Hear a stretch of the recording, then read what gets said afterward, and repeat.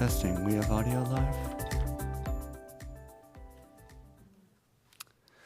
All right, I think we have everybody here that's going to be joining us today. So I am going to call the regular meeting of the Pinole Planning Commission to order of January 27th, 2025. Vice Chair Frankie Martinez has stated he will not be able to attend this meeting, unfortunately, so we're proceeding in his absence. All right. Before the meeting begins properly, I'm going to go over the usual note-keeping procedures. So the meeting is occurring now at the Pinole City Council Chambers, 2131 Pear Street. You can attend physically there or by Zoom teleconference. You could submit a live remote public comment via Zoom video conferencing. You could download that app from the Apple App Store, Google Play, and you could join at the hyperlink https://us0to.web.zom.us/j/865-053-75301. And the webinar ID is 865-053-75301. You can also dial in by phone at 1-669-900-6833 or 1-253-215-8782 or 1-346-248-7799. Speakers will be asked to provide their name and city of residence, although providing this is not required for participation. Each speaker will be granted up to 5 minutes to speak. Speakers will be muted until their opportunity to provide public comment. When the chair opens the comment period for the item you wish to speak on, please use the raise hand feature or press *9 if connecting by telephone, which will alert staff that you have a comment to provide, and press *6 to unmute. To comment with your video enabled, please let staff know you would like to turn your camera on once you are called to speak. Please submit written public comments to planning staff before the meeting via email to dhanham@pinole.gov.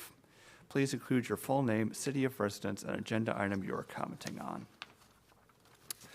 You can also watch the meeting live on Channel 26, where it will be retelecast the following week.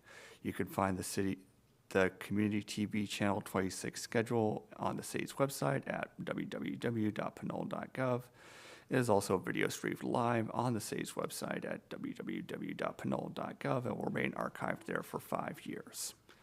If none of those options are available to you or you need assistance with public comment, please contact Planning Manager David Hanham at 510-724-8912 or dhanham@pinole.gov.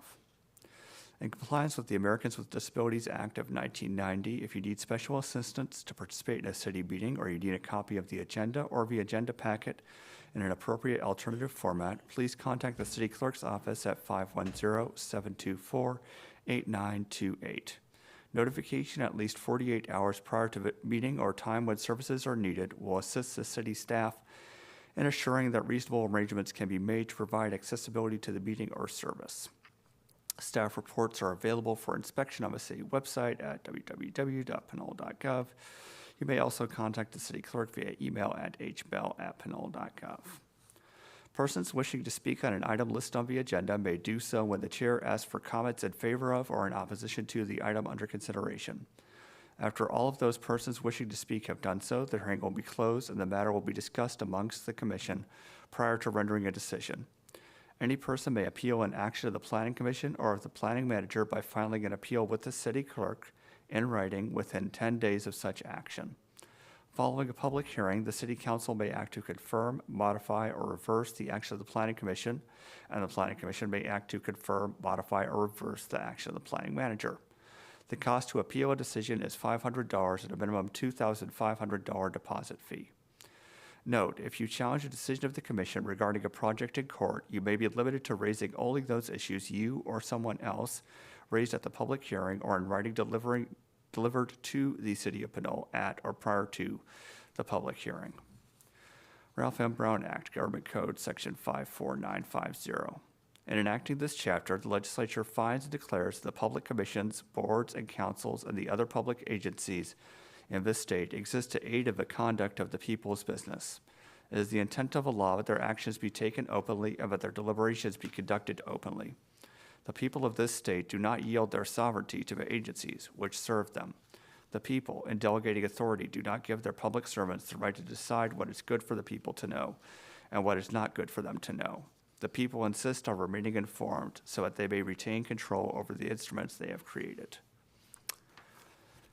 And I will now call the meeting to order. And if you could please rise to join me for the Pledge of Allegiance.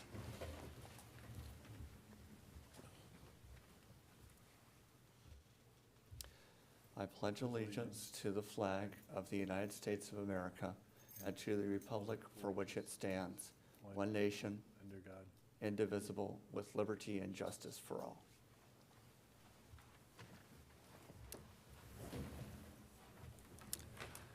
And now we have our land acknowledgement. Before we begin, we would like to acknowledge the Ohlone people, who are the traditional custodians of this land.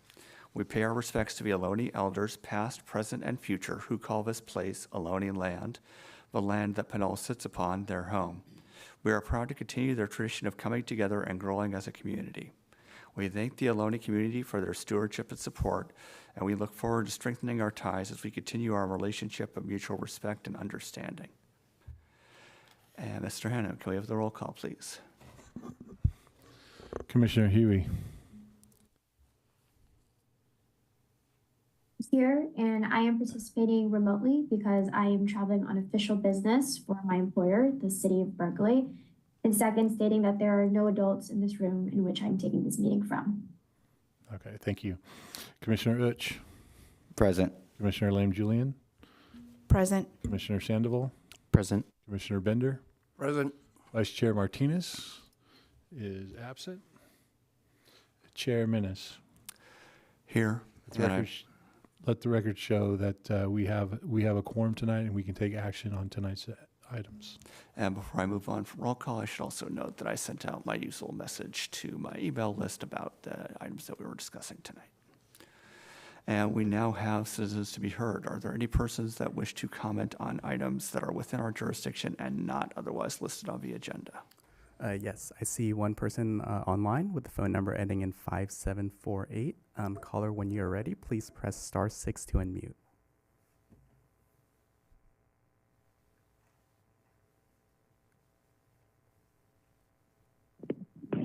Oh, hello. Can you hear me?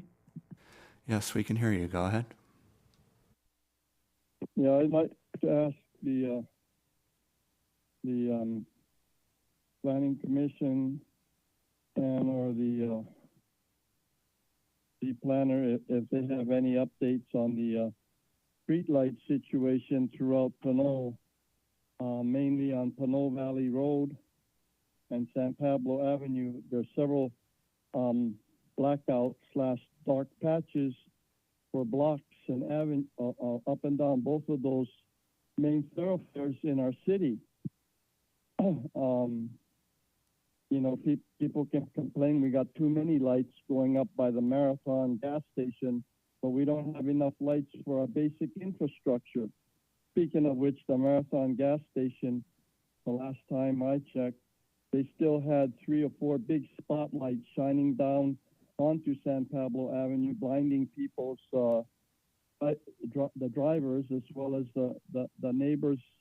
I think a lady was at your meeting a few months ago and complained about that, but they haven't darkened the lights or taken those big giant spotlights down there at the Marathon.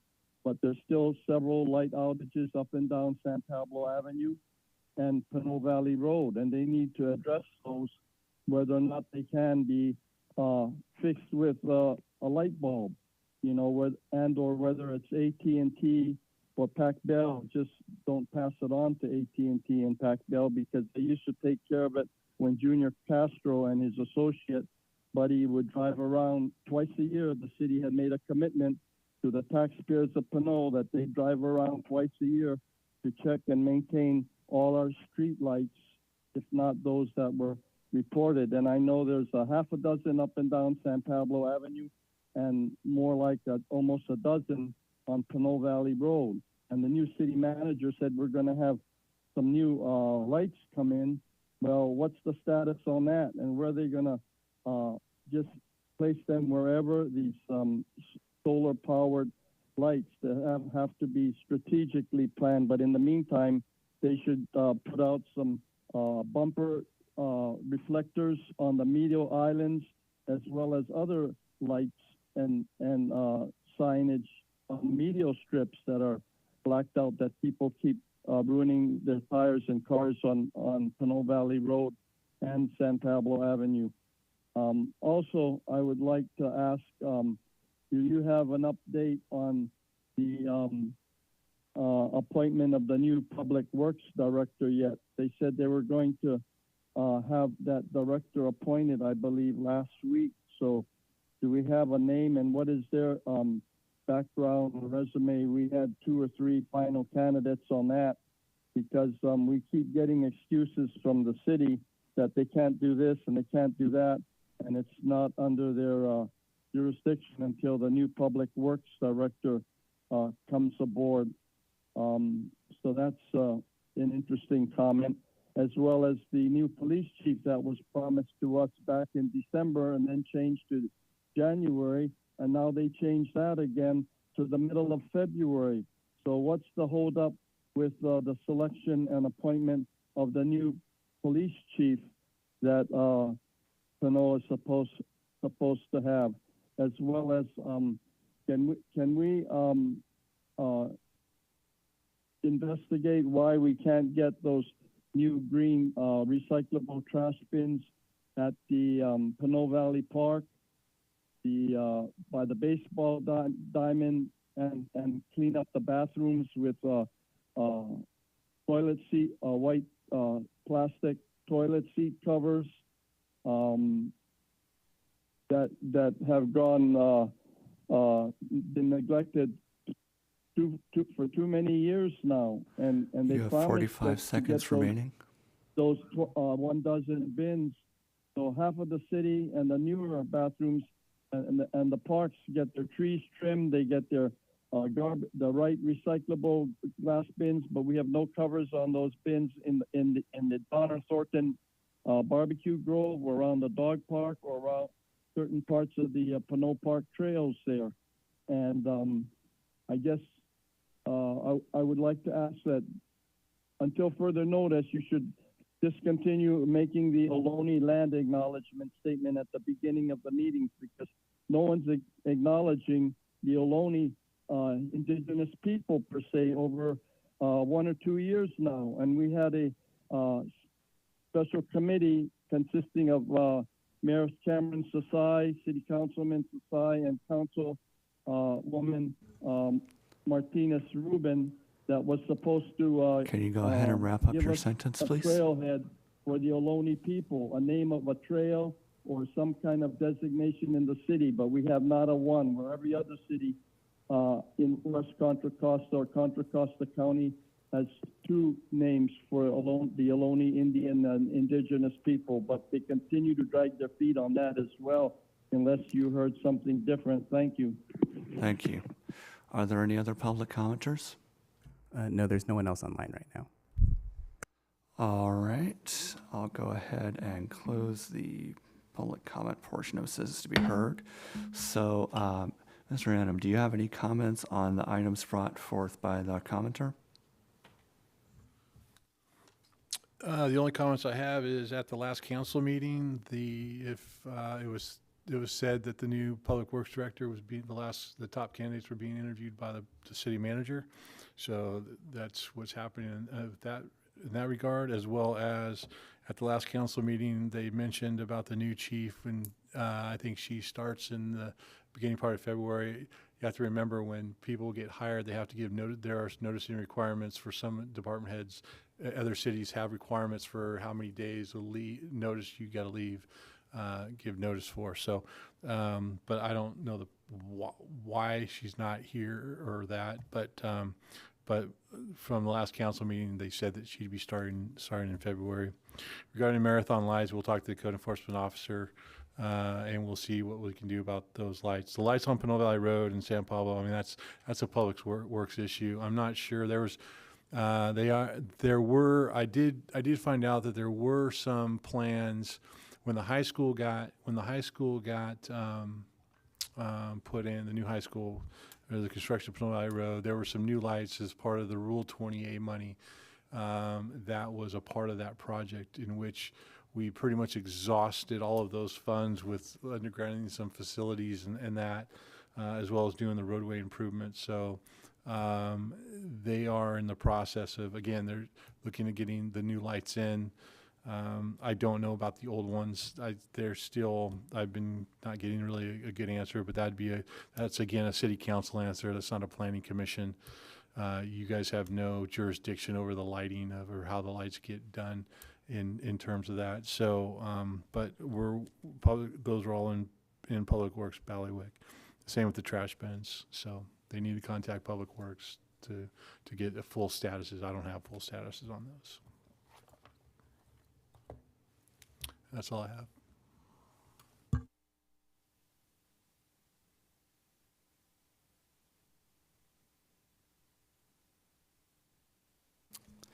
I guess, let's see. One question I've got is, the commenter made a comment about there being a commitment made by city staff in the past for a biannual, basically citywide check of light conditions separate from public reporting. Do you have any records of that? No, I don't. And the last Junior Castro hasn't been here since 2021. I think is when he retired. So he's been gone for a while. So I didn't get here till the end of 2019. So I don't know of anything or any requirement that he did that or whatever. So, and if we did, we wouldn't know, because he normally just would. It wasn't anything that was scheduled. It was something that he probably just did as part of his routine. All right, thank you. Commissioners, do any of you have comment on this item?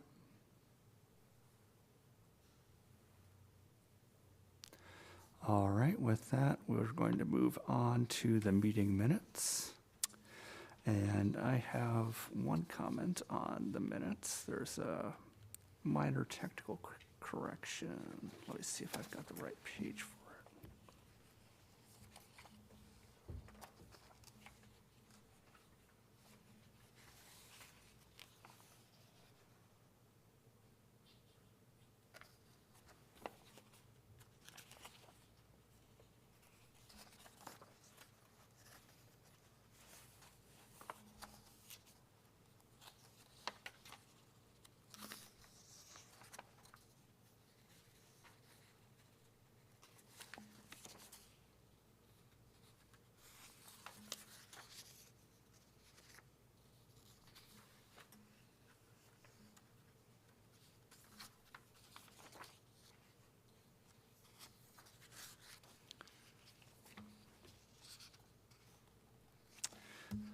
There we go. So on page 11 of the agenda packet, on line number 43, it states Mr. Hanham, and I think it should read Mr. Hanham. Last letter should change from N to M there. That's it, just a minor typographical point.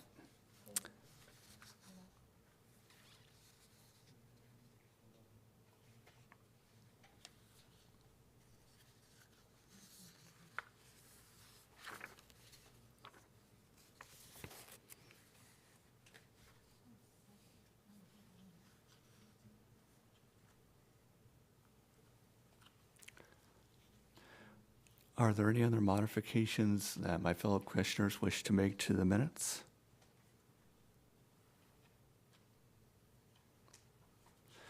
All right, then I'll move that we adopt the minutes of the regular meeting of the Pinole Planning Commission for December 9th, 2024, with the one modification, as I suggested, changing the N to the M on that line. Do I have a second? I'll second that. Is there any discussion of the motion? All right, can we have a roll call, please? Commissioner Huey, I abstain. did you abstain? Yes, I abstain. Okay. Commissioner Uch, Yes. Commissioner Lam Julian, Yes. Commissioner Sandoval, Yes. Commissioner Bender, Yes. Chair Menes. Yes. Motion carries 5-0 with one abstention.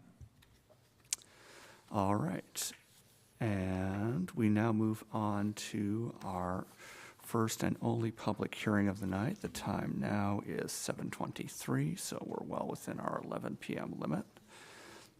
I'm going to read the description of the item as stated on the agenda. Staff will then give a presentation of the project. Commission can then ask staff questions. And I'll open the public hearing, ask the applicant if they wish to make a presentation, though that's going to be staff again.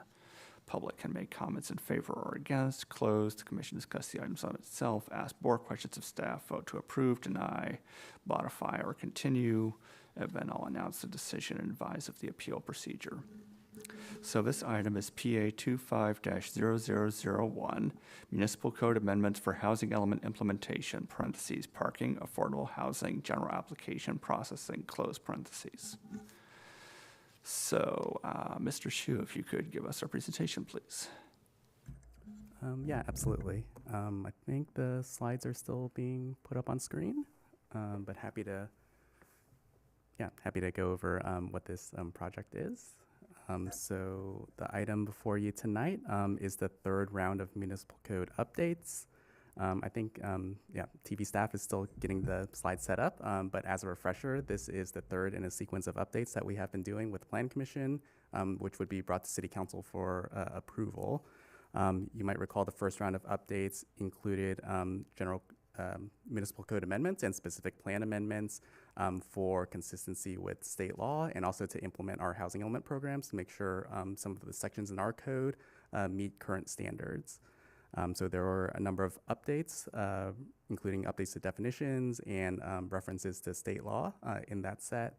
And then you might recall in December, we also had another set of municipal code updates that focused on ADU standards, making sure those are consistent with the current state law, as well as updates to include an SB 9 chapter. SB 9, as you might recall, is state law that allows for urban lot splits for single-family residential lots, as well as the ministerial approval, so like staff level approval of up to 2 primary dwelling units per lot as well. So this is in state law, and then the updates were to include a chapter in our municipal code for internal consistency and to establish more defined standards. Also part of that update was establishment of objective development standards for single-family residential zones, which kind of go together with those SB9 developments because they're reviewed based on objective standards rather than more discretionary subjective standards such as residential design guidelines. Let's see, don't know if the slides are up yet. They might be up pretty soon. So this is the third round of municipal code updates. It concentrates on a few areas. There are 3 chapters being updated. One is the parking chapter. The other chapter is affordable housing requirements. And the third chapter is regarding general application and processing procedures. These updates were driven a lot by our housing element, the 2023 to 2031 housing element. Okay, perfect. Yeah, it was driven by our housing element, which required us in our programs to make certain updates in our zoning code to make sure they're consistent with state law and to forward the implementation of the housing element to promote housing and establish defined standards for new developments that would come in. So going through these slides again, Planning Commission, as you've reviewed the previous municipal code proposed amendments, would do something similar here, where you serve as the review and recommending body for City Council, which would consider approval of the municipal code amendments based on the staff report, the staff presentation of the proposed edits, as well as your comments for any proposed revisions that City Council should consider. If we could go to the next slide. So the first set of edits are to Chapter 1710. These are relatively minor in nature. This updates the general application and processing procedures chapter and specifically updates just the table in that chapter, Table 1710-060-1, which describes the approval authority. There are a few modifications and edits here. One edit that specifically relates to housing element programs is to ensure that we add a lot consolidation permit type and to set that level to the community development director approval level. So this would essentially be a staff level approval. This matches our general process already, but it codifies it within the Pinole Municipal Code, so people are clear when they want to do a lot consolidation for development. It's clearly established here that it's an administrative process. Other clarifications here are just to add references to some of the other updates we've made, namely that the permitting approval body for accessory dwelling units, junior accessory dwelling units, and SB9 projects are a community development director level approval. So again, an administrative level approval. These are described in their respective sections, but consolidating it here just provides for additional clarity. And lastly, there are a few corrections as well for administrative design review and temporary use permits. In the table, they're noted as approval as zone administrator / community development director, where they should just be community development director level as established in their respective sections. If we could move to the next slide. Okay, and then there are a few edits to the affordable housing requirements section. Some of these go into clarifying procedures and providing better examples on how to calculate affordable housing in the code. As you've noted here, it clarifies existing procedures on calculating minimum affordable units. So the existing procedure is that if you provide housing development of 4 or more units, you're required to set aside at least 15% of those units as affordable units. And the affordability depends on if it's ownership. If it's an ownership unit, it could be affordable at the moderate income level. If it's rental units, it's low income to very low income. And then it's further broken down. If that within that 15% affordability, at least 40% of that 15% has to be affordable to very low income. So essentially, when a new housing development comes in of 4 or more units, there would be an affordability component, and most likely a very low income unit accompanying it. If it's a rental unit. If it's moderate, they could, or if it's an ownership unit, they could do moderate income, although, the developer could also do lower income as well. They're not restricted to just doing moderate. And, they would have their incentives for doing lower income, such as taking advantage of bonuses they could gain through the state density bonus law. So this clarifies some of the existing procedures, and clarifies the table as well that accompanies the calculation of affordable units. Some additional clarifications and edits made include an edit to this section that talks about residential subdivisions. This clarification is mostly made since when the code was prepared, it didn't consider SB 9 units, which are a relatively new sort of development, which could allow for additional units and trigger the clause. Although this wasn't specifically targeted to those types of units. So this is specifying that if you do a residential subdivision of 4 more lots, you would need to comply with the affordable housing section. SB 9 units aren't necessarily part of this, so this is a clarification on that front. Additional edits include just adding additional references and definitions contained in state law. There are several revisions to text where it notes city council approval of certain aspects within this section. This is changed to approving authority of the project instead, just to make sure that the approval authority goes with the actual approval level, and that there aren't any discrepancies that might occur based on the level of the application. Additional edits include adding language to ensure affordable units are the same size and quality as market rate units. This was already added in our density bonus chapter when we made those edits, so it's repeating it here to ensure that that comes through, that the units that are prepared as affordable units are of the same design quality as the other units in the development.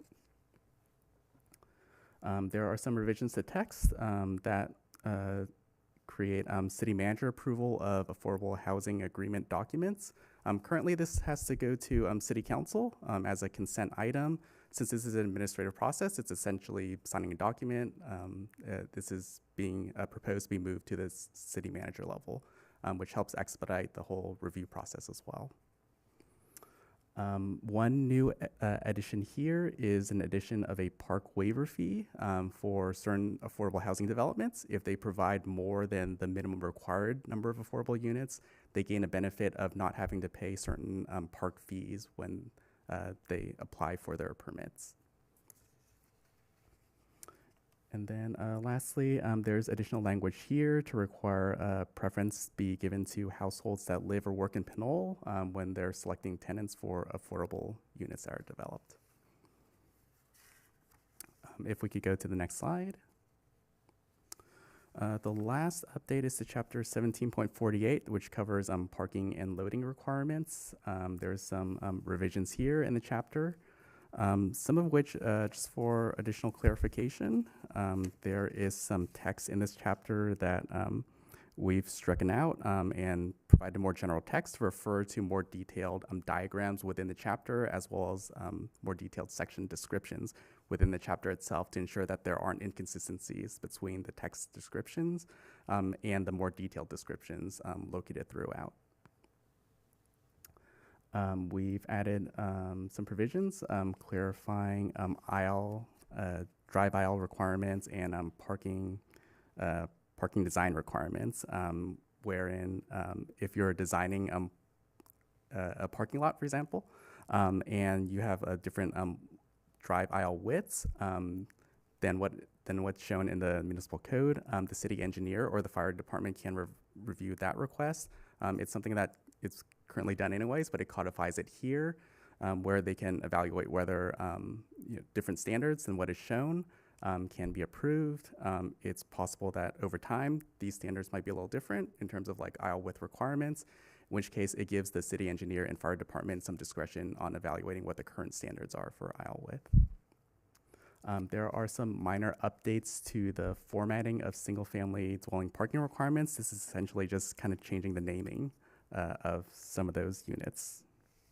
So instead of dwelling single-family studio, it's just studio units under the broader category of single-family dwellings. Some substantial changes here are include some reductions in parking requirements for multifamily residential developments. This goes with some of our housing element programs where we committed to reducing minimum parking requirements for developments. These apply for multifamily residential only. We haven't proposed any changes to commercial or the other uses. There aren't any changes to single-family residential either. So these would come in play when multifamily development is being proposed. And since this relates to multifamily residential development, we drew a lot of these standards from what's currently the standards in state density bonus law anyways. So the standards for like 1 space, 1.5 spaces, or 2 spaces are in line with state density bonus law, which also provides those ratios if you were to provide affordable units anyways. So this is lining up our minimum requirements with those requirements as well. We've also made some modifications. I think if we could go to the next slide, if there's anything there. Okay, yeah, this talks about it a little bit more. Actually, the previous slide also talks about changing the approval level of shared parking and reduced parking approvals from the Planning Commission conditional use permit level to the staff administrative use permit level. These are both public hearing type of requests, so notice will be sent out if there's a reduced parking request or a shared parking request. The difference is mostly in just the setting for the public hearing. So whereas it used to be a conditional use permit for Planning Commission, it could instead be at the staff level with the Community Development Director. There's a public hearing held at city offices instead. Both of them provide opportunities for public comment and noticing. The administrative level is less expensive for the applicant proposing it. The timelines are more flexible as well, since they can work with staff on scheduling rather than specific dates following the regular Plan Commission schedule. So that provides an incentive to further housing development that would need affordable housing or that would need parking reductions or shared parking. I guess the caveat is that if parking reduction or shared parking is brought together with a project that Planning Commission would need to approve, it'll all be brought together. So you might see the projects anyways. So if we could go to, this slide talks about some of the changes we made for parking reductions. Parking reductions are something we committed to as part of our housing element. And as described, they mostly follow the ratio set in state density bonus law, which would apply anyways for most of these projects. Most multifamily residential developments would qualify for a density bonus, so these parking ratios would apply. Certain additional modifications include removing guest parking requirements as one of the options to remove parking constraints that were discussed in Housing Element Program 12. So we implemented that option here to remove guest parking. Also removing covered parking was also selected as well as an option to remove a constraint to parking. And this is also Housing Element Program 12. We've included a modification to the minimum parking requirements for senior units as well. This is set to 1 space. It was previously 1 to 2 spaces, kind of depending on the type of development.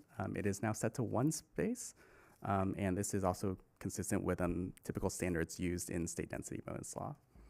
Also included is a potential waiver for affordable units and the parking that needs to be provided. This would be consistent with state density bonus provisions. And is there another slide after this? Okay, so that's kind of the rundown of the changes that have been proposed. Staff recommends the adoption of Resolution 25-01 with Attachment A, recommending to City Council the adoption of proposed municipal code amendments as contained in this resolution. Attachment A, Exhibit A, with any recommendations that Plan Commission might provide for City Council consideration. So with that, that concludes staff's presentation, and we'll be happy to answer any questions you might have. Thank you, Mr. Hsu. So before I open the public hearing, we have the period for the commission to ask staff questions directly about the item. So I'm going to start with Commissioner Sandoval. Do you have any questions to ask staff about this item? Yes, I do. Thank you, Chair.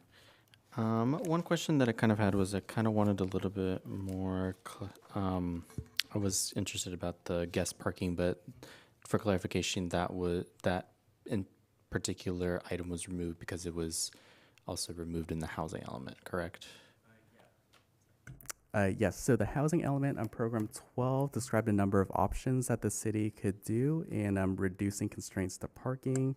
There are several options listed, and removing guest parking or covered parking or some of those options. The housing element program 12 is also included in attachment B as well, in case you wanted to reference it later and have further questions. But yeah, staff chose those two options to reduce some parking constraints. Perfect, thank you. And do you know if that was tied to the city's status as an pro-affordable housing city? Not necessarily, but it certainly does help to implement housing by reducing some of the constraints towards housing and provision of housing. Some of these requirements, like for covered parking, could be something that a savvy developer might use state density bonus law for to reduce some of those standards that need to be provided. So this provides an option to remove that ahead of time. Perfect, thank you. And then, yeah, that's helpful. And then I had another question regarding, I believe this was chapter 17.10, striking out the use of the zoning administrator. I just want to see if there's a little bit clarity between the difference between a zoning administrator and the approving authority. Yes, let's see.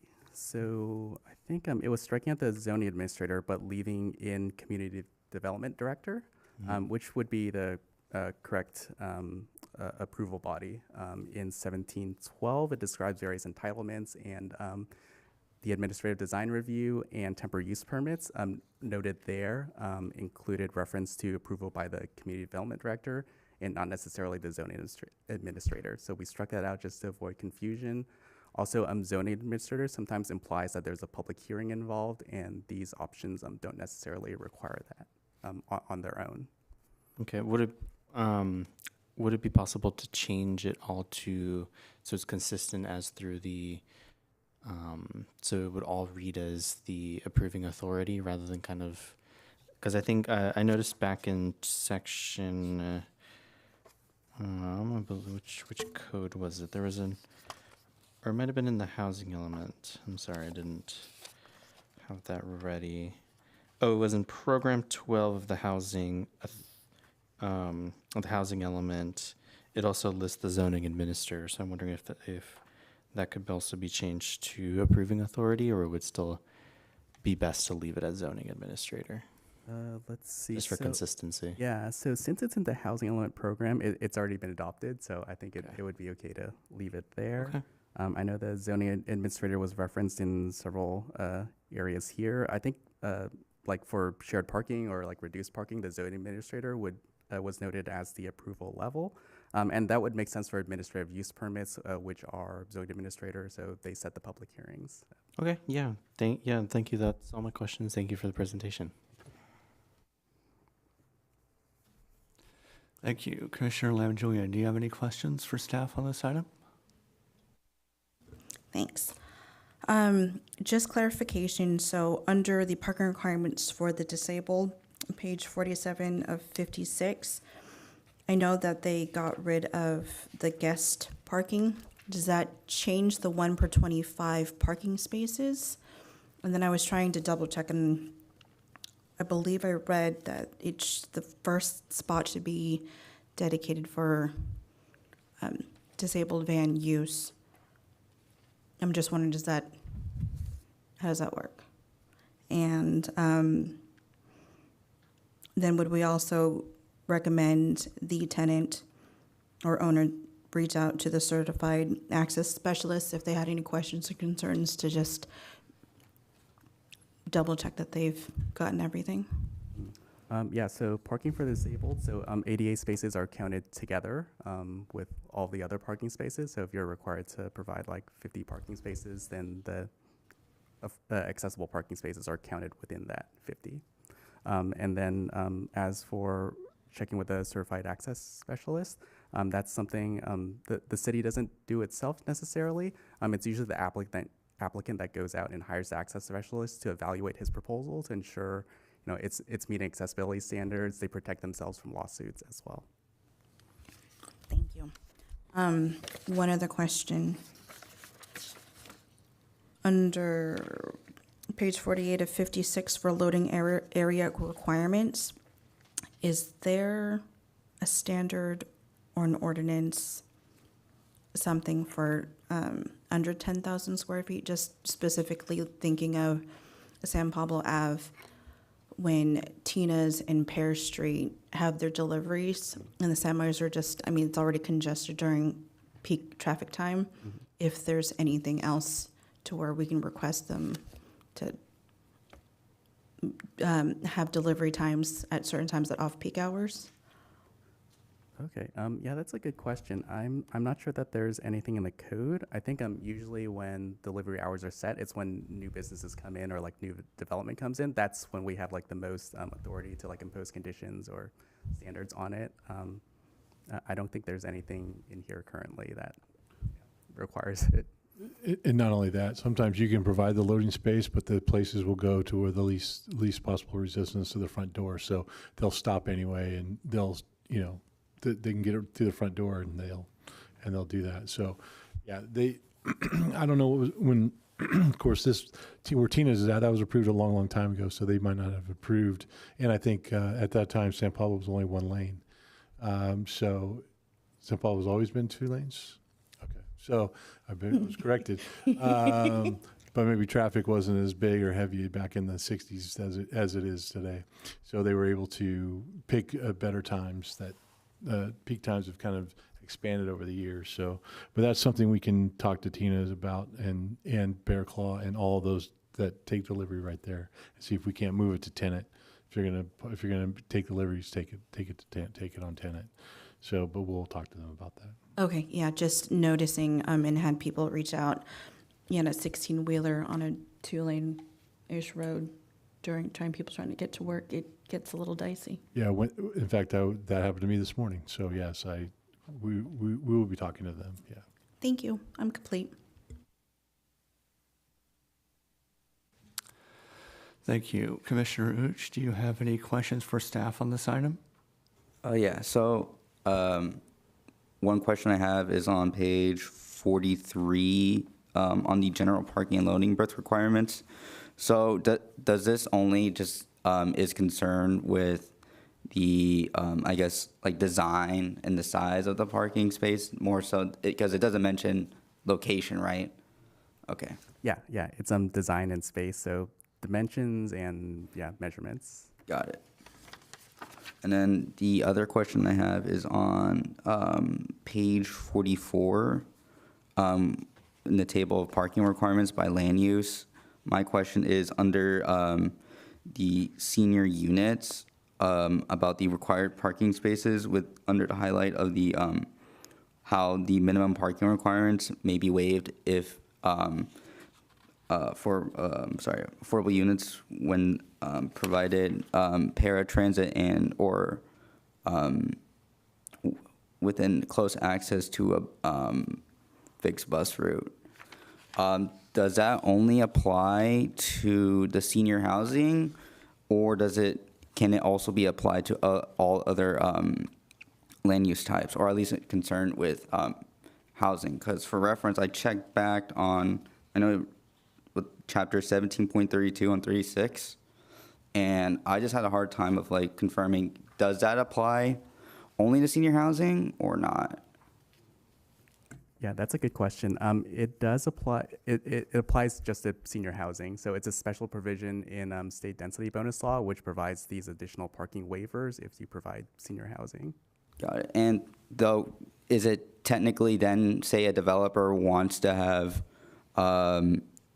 for let's say a 2 or 3 bedroom unit, could somehow apply these standards of like, oh, I'm near like transit, could I get reduced parking? Does that apply too? Possibly? Yes, yeah, if it's senior housing and it's affordable, yeah, it would. Oh, so sorry. It has to be senior housing? Yes, this one has to be senior housing. I guess there could be other reductions in standards as well, but that would go under like a parking reduction, like application requests. Oh, God. So for clarification, it would technically just be called like parking reduction, right? Under the chapter 17.32, if I remember, right? Yes. Of like the incentives to increase more affordable housing, right? Or like density bonus. Sorry, let me check.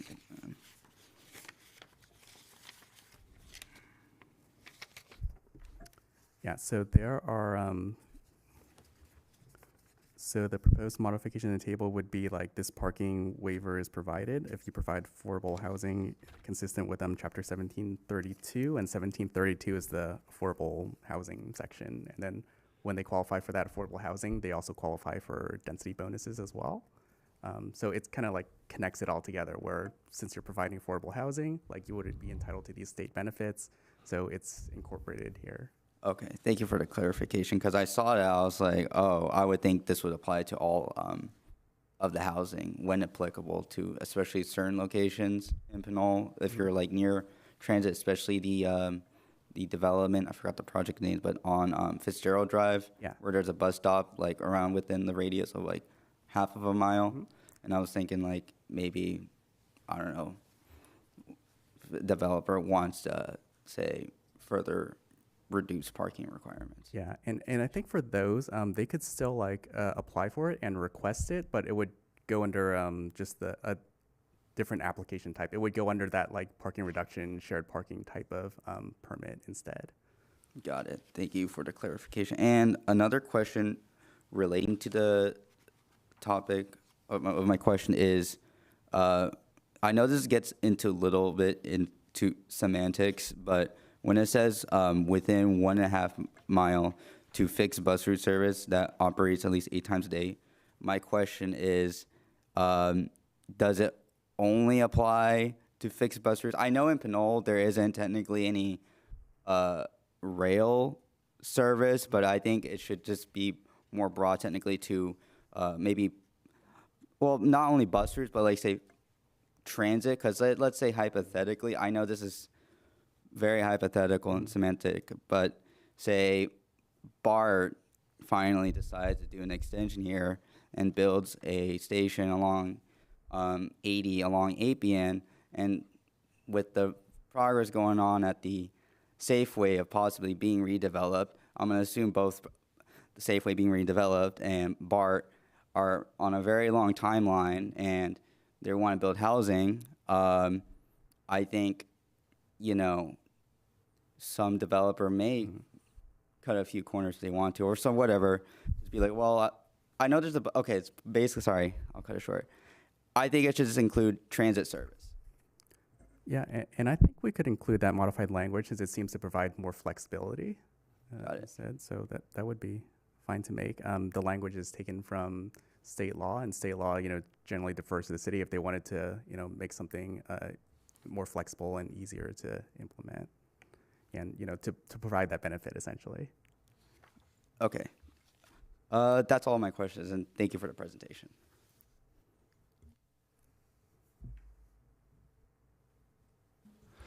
Thank you. Commissioner Bender, do you have any questions for staff on this item? No questions. Commissioner Hui, do you have any questions for staff on this item? No questions that haven't already been asked. Thank you. All right, I have a few questions. So to start with, since we're already here, looking at page 45 of 56 of the agenda packet, the discussion of subsection 17.48.050, and in particular the table 17.48.050-1. I have some concerns about the language used here. Unobstructed access within 1/2 mile to fixed bus route service that operates at least 8 times per day. At least 8 times per day, as I understand it, would seem to imply roughly hourly service. Yeah. I mean, technically speaking, you could have the 8 times per day be from midnight to 8 a.m. and that would still qualify, though I don't think any bus agency would do that, but I'm not sure that 8 times per day is a sufficiently stringent requirement, in particular linked to senior housing, because there's going to be greater reliance on public transit for that population. That's part of why we're reducing the parking requirements for that particular community in the first place. So I know that in other areas of the code, we use phrasing like within at least 45 minutes during peak commute times or within 30 minutes or so on. So I'm wondering whether we can use language like that rather than 8 times per day, which seems to be excessively slow in my opinion.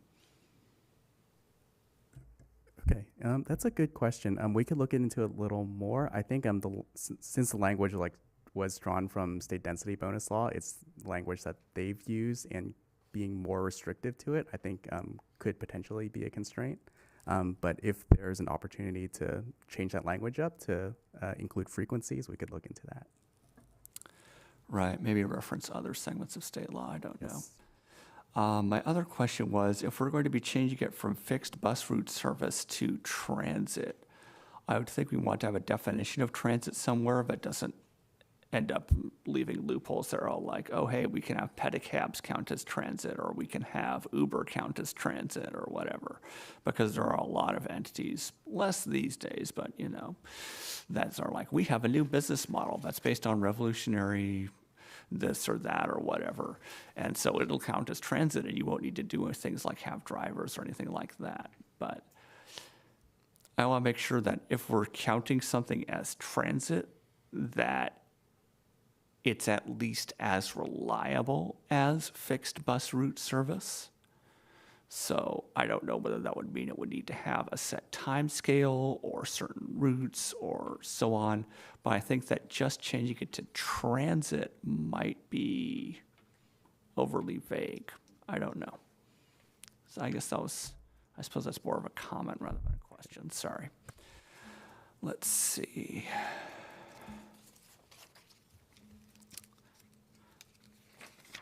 There were a few other points I flagged.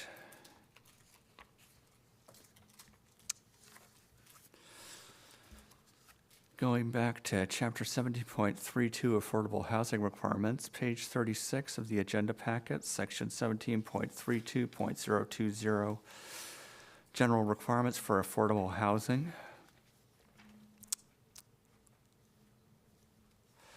I note that basically we're shifting the requirement for low income as opposed to very low or moderate from ownership-based units to rental units. We're basically saying that ownership-based units, they just have to be moderate and that's it. But for rental units, we're no longer permitting any moderate. It all has to be low or very low. How does that compare to our existing policy with regards to rental units?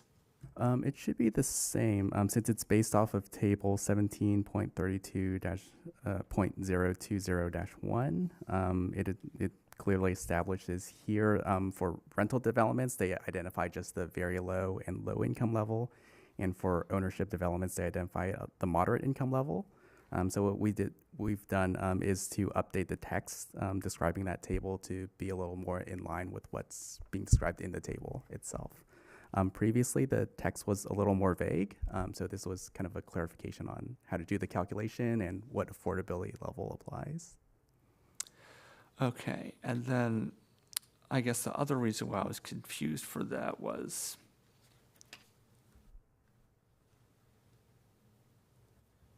it seems like based on the language of the change table, because we're striking the 15% of the units, et cetera, that something like, for example, I think it was Vista Woods that was 179 unit, 100% affordable senior housing one. I don't think that was a 60-40% very low split. I think there were at least some moderate income units in that development.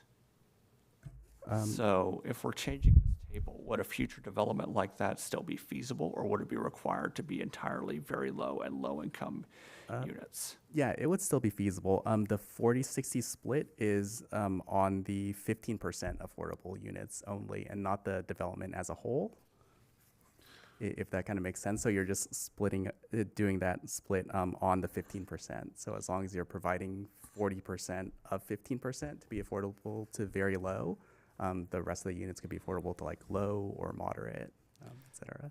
Yeah, because this is where I'm going to get a bit deeper into the text. Going back to 17.32.030A, it's talking about, at least 50% must be offered as affordable housing unit. For private proposed rental units, minimum of 40% of the 50% must be affordable to households at or below the very low income level. And then it says the remaining affordable rental units must be affordable to households at or below the low income level. And well, the simplest read of that would be that it's just talking about the 15%. I think it could also be possible to read that in a way where it's saying that all affordable rental units that are not the 40% of the 15% must be affordable at or below the low income level. Yeah, and Chair, you have the correct reading of that. It's supposed to be the remaining of the 15%. So if we need to add some additional language for clarification, we could certainly do that here. I think it would help just to have language, let's say something like the remaining affordable rental units of that 15%, because you already have it broken out for the first one, a minimum of 40% of the 15% of total units, parentheses, I.E, at least 6% of the total units, excluding density bonus units. So basically do something like that for the second clause. And then also something similar for ownership units, because it's just saying 100% of the affordable units there. Though that's less of an issue there because it's moderate, and going above moderate, you're no longer in the affordable category anyway. My next question was with regard to subsection B, talking about parcel maps and subdivisions. It says, except for SB 9 projects under Chapter 17.71. Does that strip SB 9 projects from all affordable housing requirements, or just the future development of affordable units or the alternative methods of compliance? It would, so there could be cases where an SB 9 project would need to provide affordable units if they provide 4 primary units as part of that development. So the clause here is just to clarify that if you do a subdivision, that doesn't automatically, if you do a subdivision under SB 9, that doesn't automatically mean you have to provide affordable units. It's only if you provide 4 primary units that you do. The previous text here, I think, contemplates residential subdivisions only having 1 primary unit per subdivided lot, whereas SB 9 allows you to provide up to 2 primary units per subdivided lot. So in the case where you do a lot split, where there's 2 lots, you could potentially have 2 primary units on each lot, which means like 4 primary units, and you'd be required to provide an affordable unit. I think there was a segment somewhere in this that was that changed over from just units in general to primary units. Let me see if I can find that. Was that in the 17.10 area?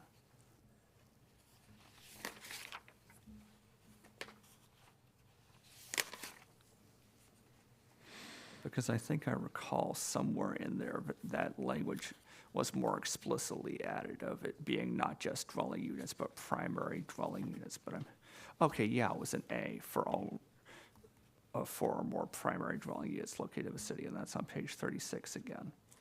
So for B, we're not talking about primary dwelling units. It's saying wherever lots to be approved would permit the eventual development of 4 or more dwelling units. So the way I'm reading this text, it seems like it would say that SB 9 projects that would allow for the development of 4 or more units wouldn't fall under this clause. Yeah, so like if you do a residential subdivision under SB 9, you're entitled to do up to 2 primary units on each lot. So, just by doing that SB 9 project, you could eventually permit development up to 4 primary units. But the thought was that that wasn't the intent of the original language, which contemplated subdivision of 4 or more properties to require an affordability component. I think I'm going to want to dig into that topic more, but that's going to be getting more into comments rather than questions, I think. Let's see.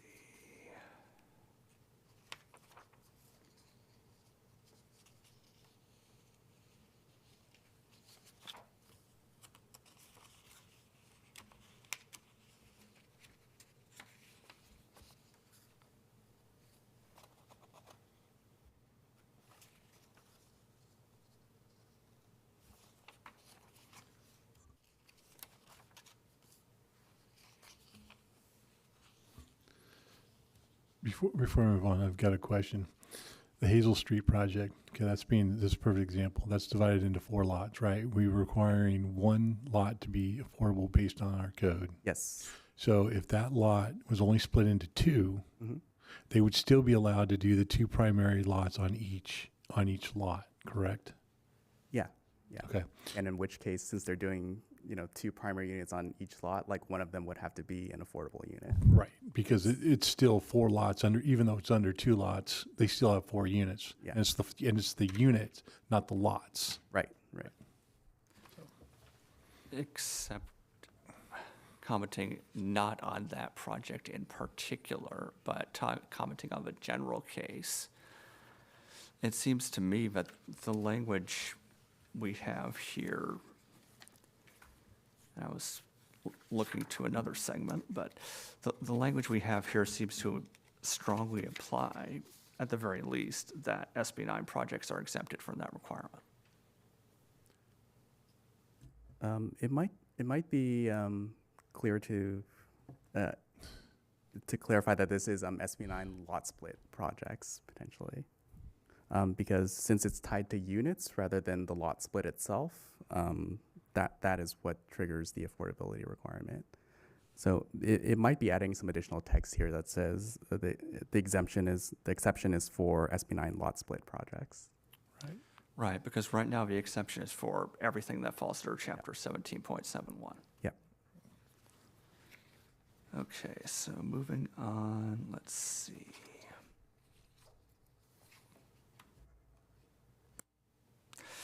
It looks like, looking at 17.48.050,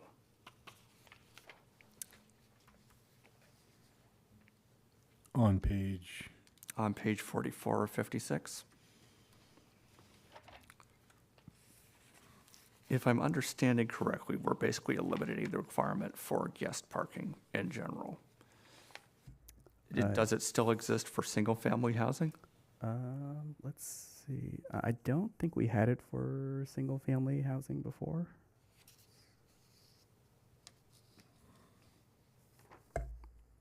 no, we don't have guest parking for single-family housing.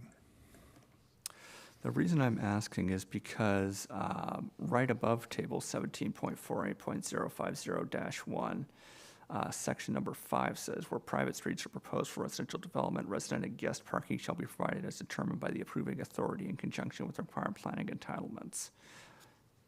If we're no longer requiring guest parking, does the guest parking segment of that need to remain?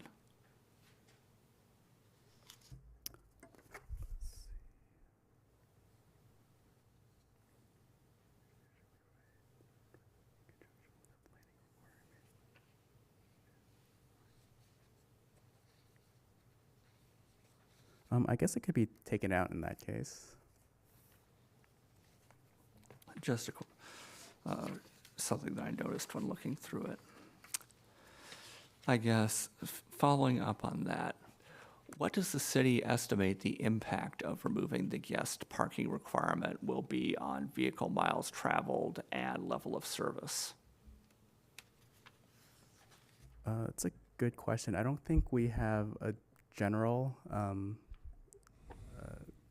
way to analyze that. It is pretty specific on a project by project basis and what's being proposed. I think for a lot of the recent developments, they haven't provided guest parking. They've used like exceptions or Yeah, they've used the density bonus part of the exceptions and concessions and waivers to waive all the guest parking and be able to reduce their parking through that process. So basically, we effectively speaking don't have guest parking already. Well, yeah. we before this amendment, we did if you weren't proposing an affordable housing project. So if it was just approving a regular apartment complex with no affordability, even with the 15% affordability, they would have had to provide some guest parking. And it would only be part of the 15% of the units if they wavered or contested that.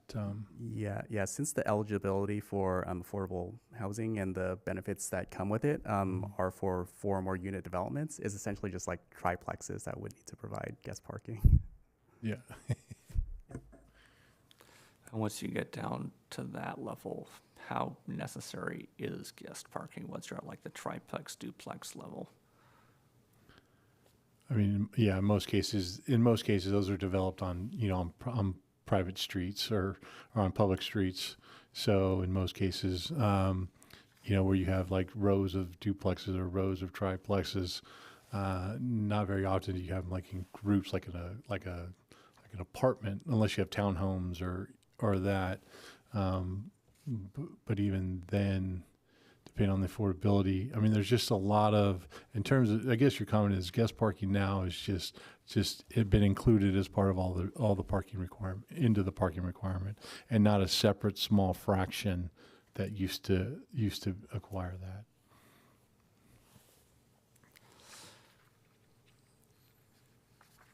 I guess I have further thoughts on that, but that's getting more into comments again. Let's see.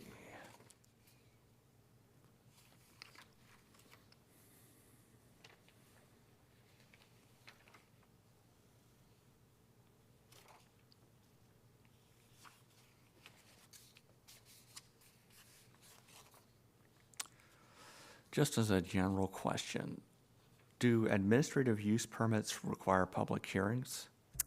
Yes, they do. The public hearing would be with the community development director, who serves as the zoning administrator. Or his or her designee. Yeah, or his or her designee. But that could be at whatever time the Yes. community development director or their designee finds convenient. Right. In that case, the staff will coordinate with the applicant on a suitable time for everyone.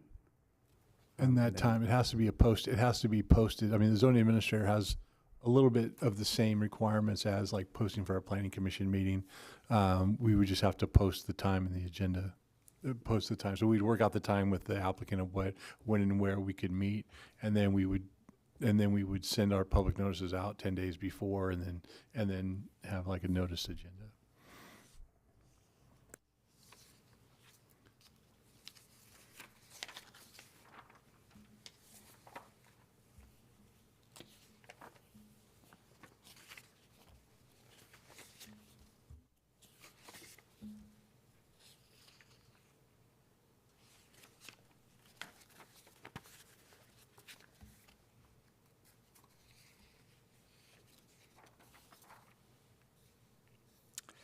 And then I guess as sort of another typographical thing, on page 32 of 56, so the chapter 17.10.060, it's got a few comments where it says, as specified in chapter 17.12, the zoning administrator is the final decision maker, the zoning administrator is the final decision maker a couple of different times. Do we want to leave that because that's how the text is in that particular chapter, or do we want to change that? Because it seems like elsewhere it's been changed to community development director. Or just community development director or zoning administrator in the next paragraph.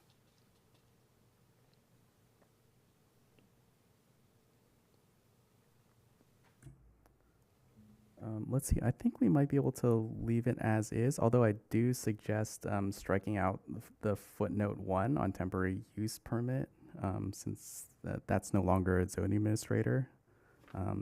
Footnote 1 does apply to administrative use permit, which is a zone administrator approval. Okay, so you would suggest that we strike the one next to temporary use permit? Yes.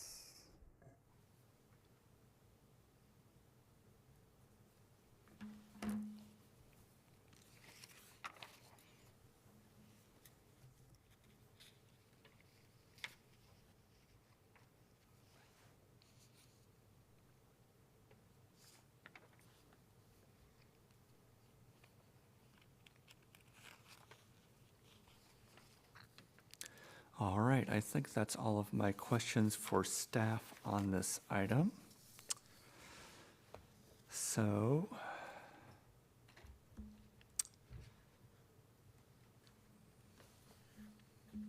I will now open the public hearing. The time is 8:16 p.m. Does the applicant wish to make a presentation? Yeah, the city as the applicant is not going to make an additional presentation. All right, are there any persons wishing to speak in favor of this item? Let's see, I see a caller online, but I don't see a hand raised at the moment. Are there any persons wishing to speak in opposition to this item? Again, one caller online, but no hands raised at the moment. All right, given as nobody has chosen to comment on this item, there's no need for the applicant to provide rebuttal. I will now close the public hearing. And the commission can discuss the item among themselves and ask further questions of staff. So going in the opposite direction this time, Commissioner Hui, do you have any comments for staff or questions on this item? I do not. I just want to thank Justin and staff for the great presentation. Thank you. Commissioner Bender, do you have any comments or questions for staff? I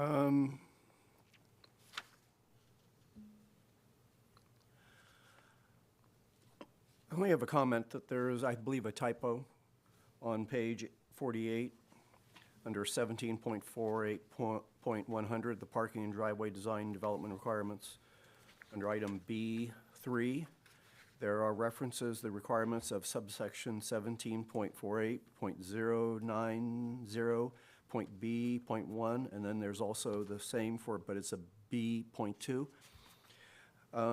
If you look then at that 17.48.090, there is no B1 or B2, but there is, and it does relate to driveways, but under the subsection B, the driveway location standards, there is the B1 and B2, so I think there is a typo there from the past. And it really should say subsection 17.48.100.B1.2.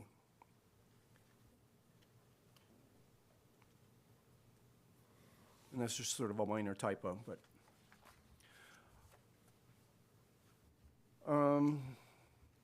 Aside from that,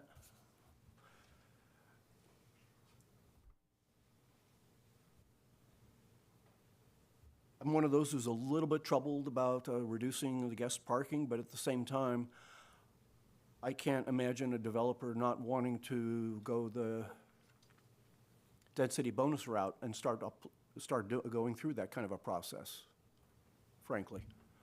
And I suspect that using, as you said, Justin, you're using sort of the state language and crafting this, that it's reflecting that fact that most projects are going to be coming through, that developers are going to be doing that.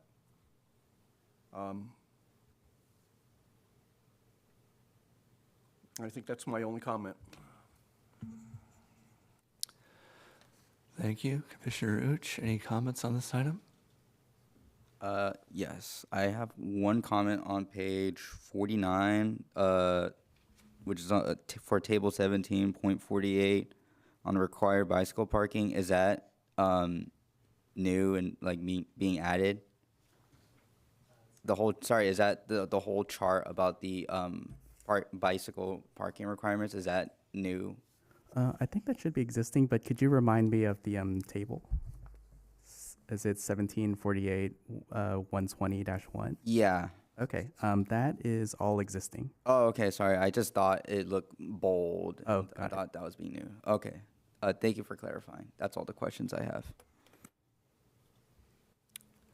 Thank you. Commissioner Lam-Julian, any comments?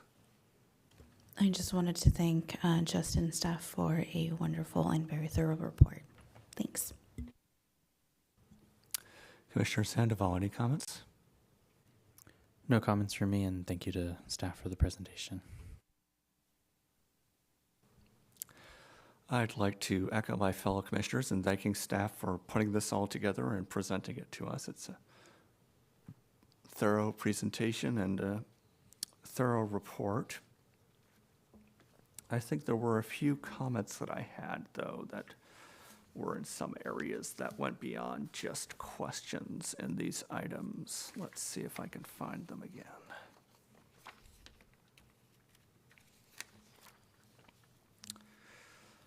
So, I guess reiterating my earlier questions on section 17.32.020 on page number 36, that we want to have, except for SB 9, projects be clarified to be, except for SB 9 lot split projects, maybe? I'm not sure what exactly the language we wanted to use was there. And let's see, other comments.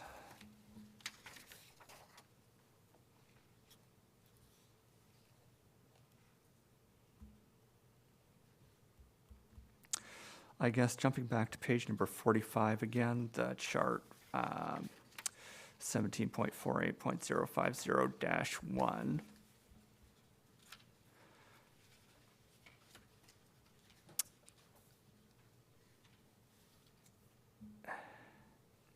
I get that we're generally not allowed to reduce flexibility in the state requirements, but I still feel, as a matter of public policy, that fixed bus route service that operates at least 8 times per day doesn't meet the standard of readily available frequent transit service as is listed elsewhere in our municipal code and in other state law. I think that it's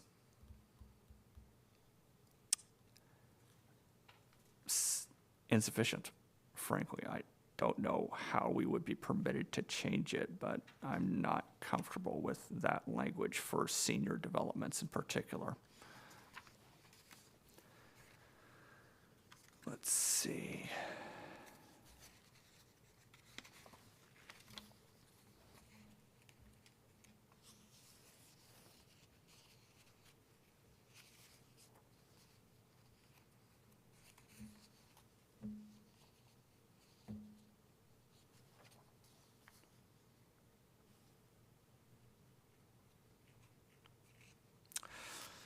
Jumping back to page number 48, section 17.48.110.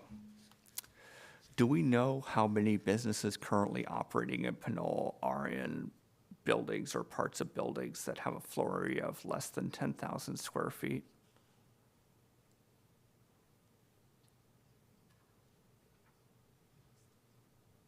Yeah, I don't know off the top of my head. I don't know if we have that information. We have what? If we have how many? How many businesses, just based on business licenses, if nothing else, are operating in buildings with a floor area of under 10,000 square feet?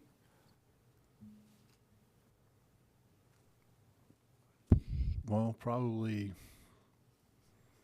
even though the buildings are bigger than 10,000 square feet, the businesses don't occupy more than 10,000 square feet.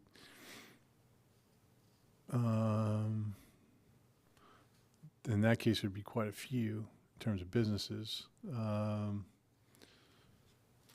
Probably the majority of the businesses are along Fitzgerald that are above 10,000. Most of San Pablo, except for the 10,000 square feet is a pretty big number. I don't even think by itself King Valley That's a standalone restaurant. I don't think that's even 10,000 square feet. Yeah, I think Planet Fitness So- is about 10,000 square feet. So you give a frame of reference. I thought I saw that number today, actually. But in terms of the shopping center, it's just it would have been based off the entire shopping center square footage, not just one business. So Okay, usually but usually the loading requirements are based off the size of in multi-tenant buildings are usually, when you have shopping centers, big shopping centers, are usually based off the square footage of the entire building. Right, but But in small cases like here downtown, they're mainly we base it off the businesses because they're so broken up and the sizes are so small that even the buildings aren't even 10,000 square feet. I don't think even where Tina's and they're not 10,000, even with including Bear Claw and all that, that's not 10,000 square feet. So yeah, I mean, so that's why you see loading in the street and not a spot provided, because normally it'd be off street, and so the loading spot would be an off street spot. So if they weren't required one, but they're still taking deliveries, and other things, as well as trucks have gotten bigger depending on the service that they provide. They might have been on bread truck size when they first started as a delivery service, and now they've upsized to semis or UPS trucks. They've gone from little bread trucks to UPS trucks to 18-wheelers because they're serving multiple businesses along their route, wherever their route is. So all right, and while we're in this particular area, I wanted to follow up on Commissioner Bender's comment for section 17.48.100. Is the intent of that section B3 to modify subsections B1 and B2 of section 17.48.100, or is it intended to reference some other part of the law? I think it's a typo, like Commissioner Bender mentioned, so I think it's supposed to reference the points above it, the B1 and B2 in section 100, I think. Okay, can we amend it to reflect that? yeah, we'll do that.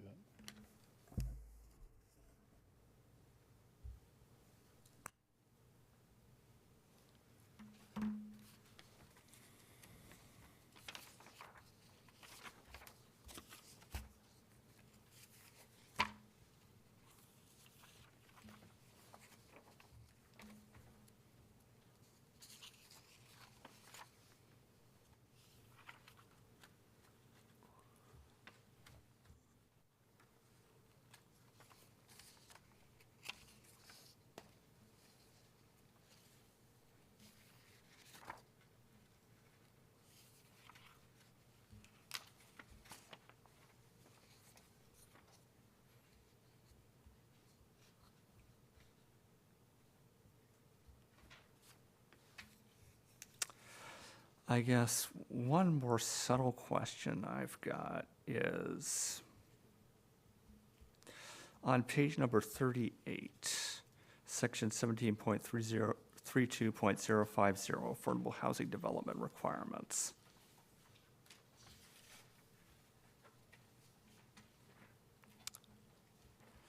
It's when we're talking about same size, it says you need to have the same number of bedrooms and the square footage of the unit as a whole has to be at least 90% of the median square footage of the market rate units. But it's not stating that the size of the bedrooms in terms of square footage needs to be the same as for the market rate units. Technically speaking, it could be say that you basically have a pod for the affordable units and then have used the rest of the space, the remaining square footage, for something else. Am I reading that correctly?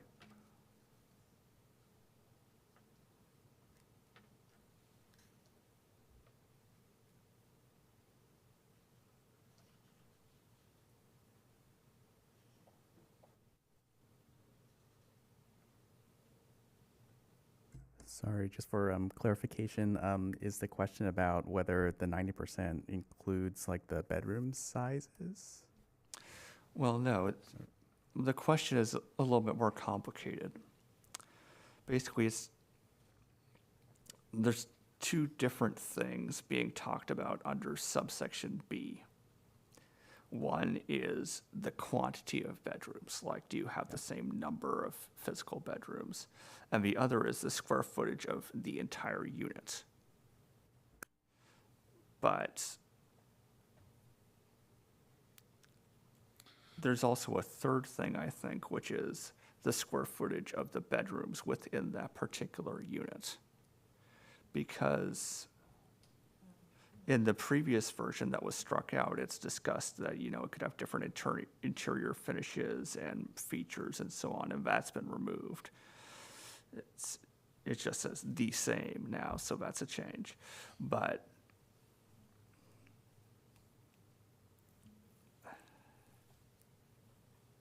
I guess I feel unease given, some of the trends in housing of late in some cities in the decreasing size of bedrooms, that the language in this would just require that the unit have the same square footage, but not that the bedrooms have the same square footage. Does that make sense? Yeah, I think it does. Let me take a So what you're saying is just basically, if I'm understanding, is that when we're looking at the 90%, you're thinking that, well, you're going to lose 10% on all the bedrooms, you're going to lose, whereas in a bedroom on the standard house is 8 by 10, and now you're going to lose, 10% of that, or is that kind of what you're saying? No, I'm saying something a bit more drastic than that. Looking at the language as I see it, it seems to imply as long as there's something that can be called a bedroom that has, say, the same appliances and finishes, that there's no limitation on the size of that bedroom. It could be a box, a closet. And that would be permissible as long as the square footage of the unit as a whole was at least 90% of. So you could say, oh, you've got an extra large kitchen or bathroom or living area, but you also have this teeny tiny little bedroom. And if you could fit the appliances and the fixtures in it that you would fit in a standard bedroom, it would still qualify. Okay. Yeah, I think that makes sense. So, I think thought is wanting the bedrooms to be also approximately like 90% of the size of the bedrooms in the other market rate units. Is that kind of what I'm getting? Either that or, the same, because we're requiring the same finishing and appliances. Yep. Because the text as it's written right now doesn't seem to require that to me. Mm.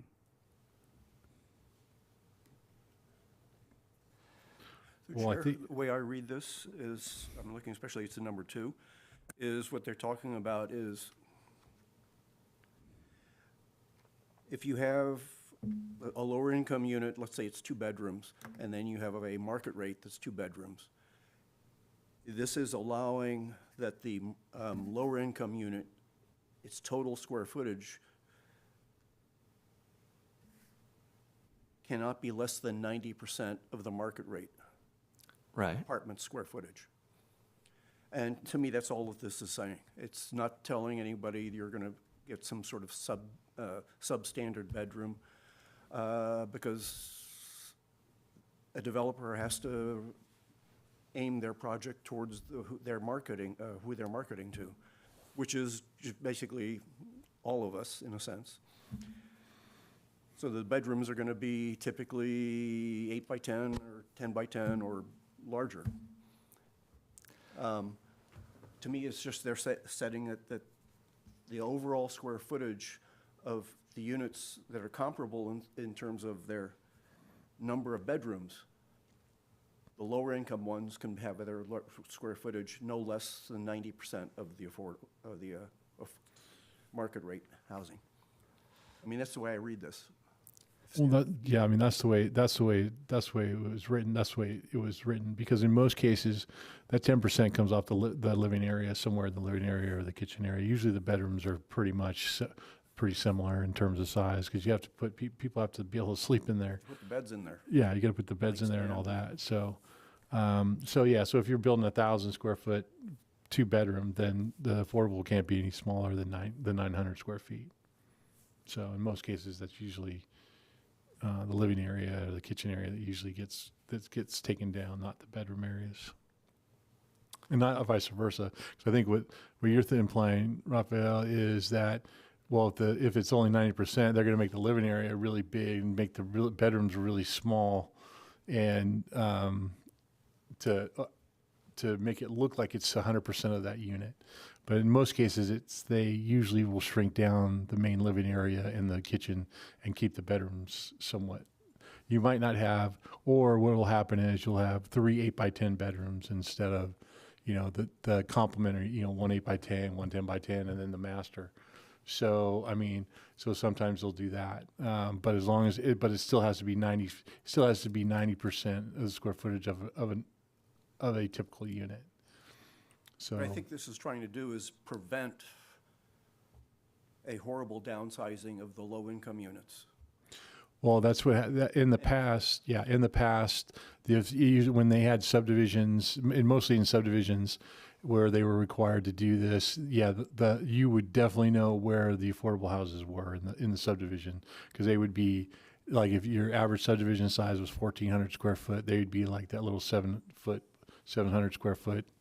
Or they'd put like 3 or 4 in a row to make it look like it's bigger, but they're actually all smaller units. So, yeah, that's an attempt to, and also they use, or they throw this little small dinky thing in the middle of 2 or 3 two-story buildings to make it really small. So it's a way of not being able to single out where that affordable house is. Right. So I guess part of my reply to Commissioner Bender's comment is, if the developers could basically be trusted to provide the same quality of everything to the affordable housing units as they do to the regular ones, then this segment wouldn't be necessary. But clearly we don't, because there's subsection A, which is talking about the same exterior appearance and quality of construction, and that appliances and finishes have to be the same as in the market rate units. So clearly there's been past history of them using the existing standard of consistent with contemporary standards to not meet requirements, because we're going tighter on the requirements there to say the same, and we're saying that the size has to match. So I don't think this particular text is assuming good faith on the part of the developers here. That's why it's there. That's why you've got subsection C talking about it's being distributed, and in no event shall an affordable unit be adjacent to more than one other affordable unit. You can't have like a ghetto of affordable units all stacked together with each other in a horizontal plane anyway. So I appreciate staff's comment that the standard and practice of development is usually not to reduce the size of bedrooms, and that the requirement for subsection A basically is going to mandate that you have appliances and finishes being the same, is basically to require, as a function of raw space required for those appliances, also roughly the same space. I would still feel a little bit more comfortable if we had some language explicitly saying that the size of the bedrooms in particular needs to be at least, 80% of the size of the bedrooms in comparable market rate units. Because I'm fine with, say, not having a giant master bedroom and having it be, 8x10, 8x10, 8x10, whatever. I'm not fine with it dropping down to like 6x10 or 10x5 or whatever. Would it be possible to have language to that effect added? Yeah, I think we could propose that.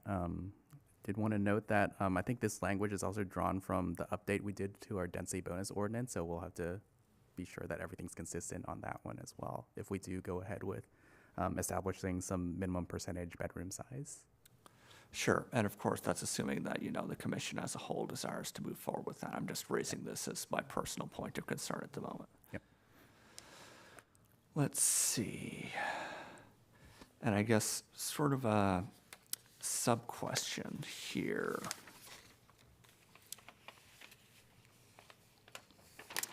Section 17.32.040 talks about incentives for on-site housing. That ties into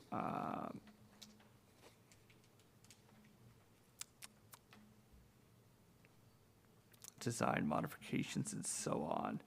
And I'm wondering whether that's impacted at all by section 17.32.020 having SB9 lot split projects exempted from the future development of affordable units and so on, because we're also including exemption of park fee waivers for additional affordable units and so on and so forth on basically subsection 4, right above 17.32.050.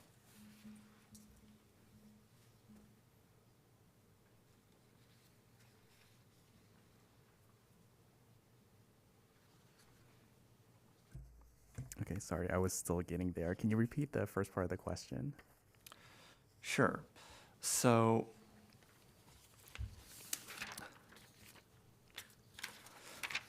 section 17.32.040 has a few areas talking about incentives for on-site housing.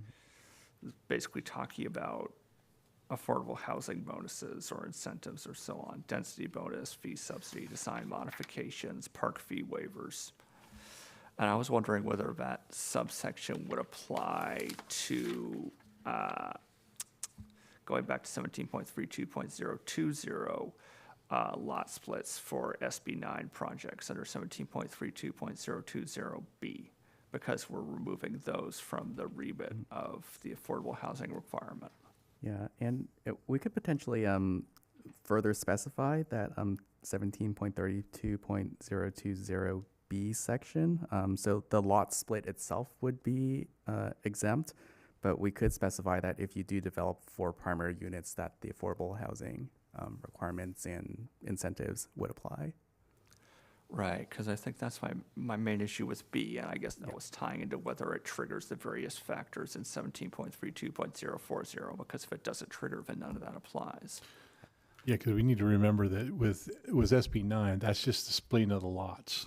So, and not necessarily the units. I mean, you can just put 1 unit on each property, but it just gives somebody the ability to split the lot and add to the density.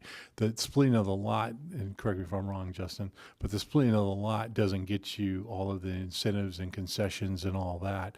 That just allows you to get an additional unit on the property, right? So if you have a 15,000 square foot lot and you split it into 2, you can put another house on a piece of property. So it's only when you start adding more of those units on those 2 properties, that's when all of the concessions and the waivers come in. The lot split itself does not allow for all the incentives and the concessions with the density bonus or the affordable housing sections. Okay, so moving on to 17.32.070, the local preference. It says selling or leasing. So am I correct to assume that preference does not apply to renting?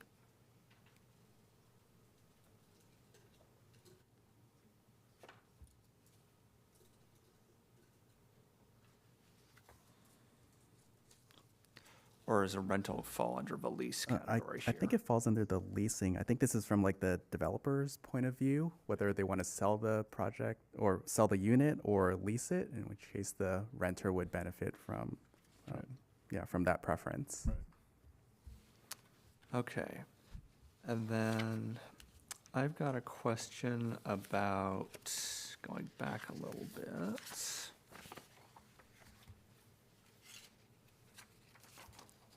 Where was it? Okay, so 17.32.050 again, except now I'm looking at subsection E. And the affordable housing agreement. Usually when we're doing a step down of approval authority, we shift from, say, the city council to the planning commission, or for the planning commission to the community development director. And here it's shifting to be ministerial just to the city manager. Is that the intent of the change? Yes, that's the Yes.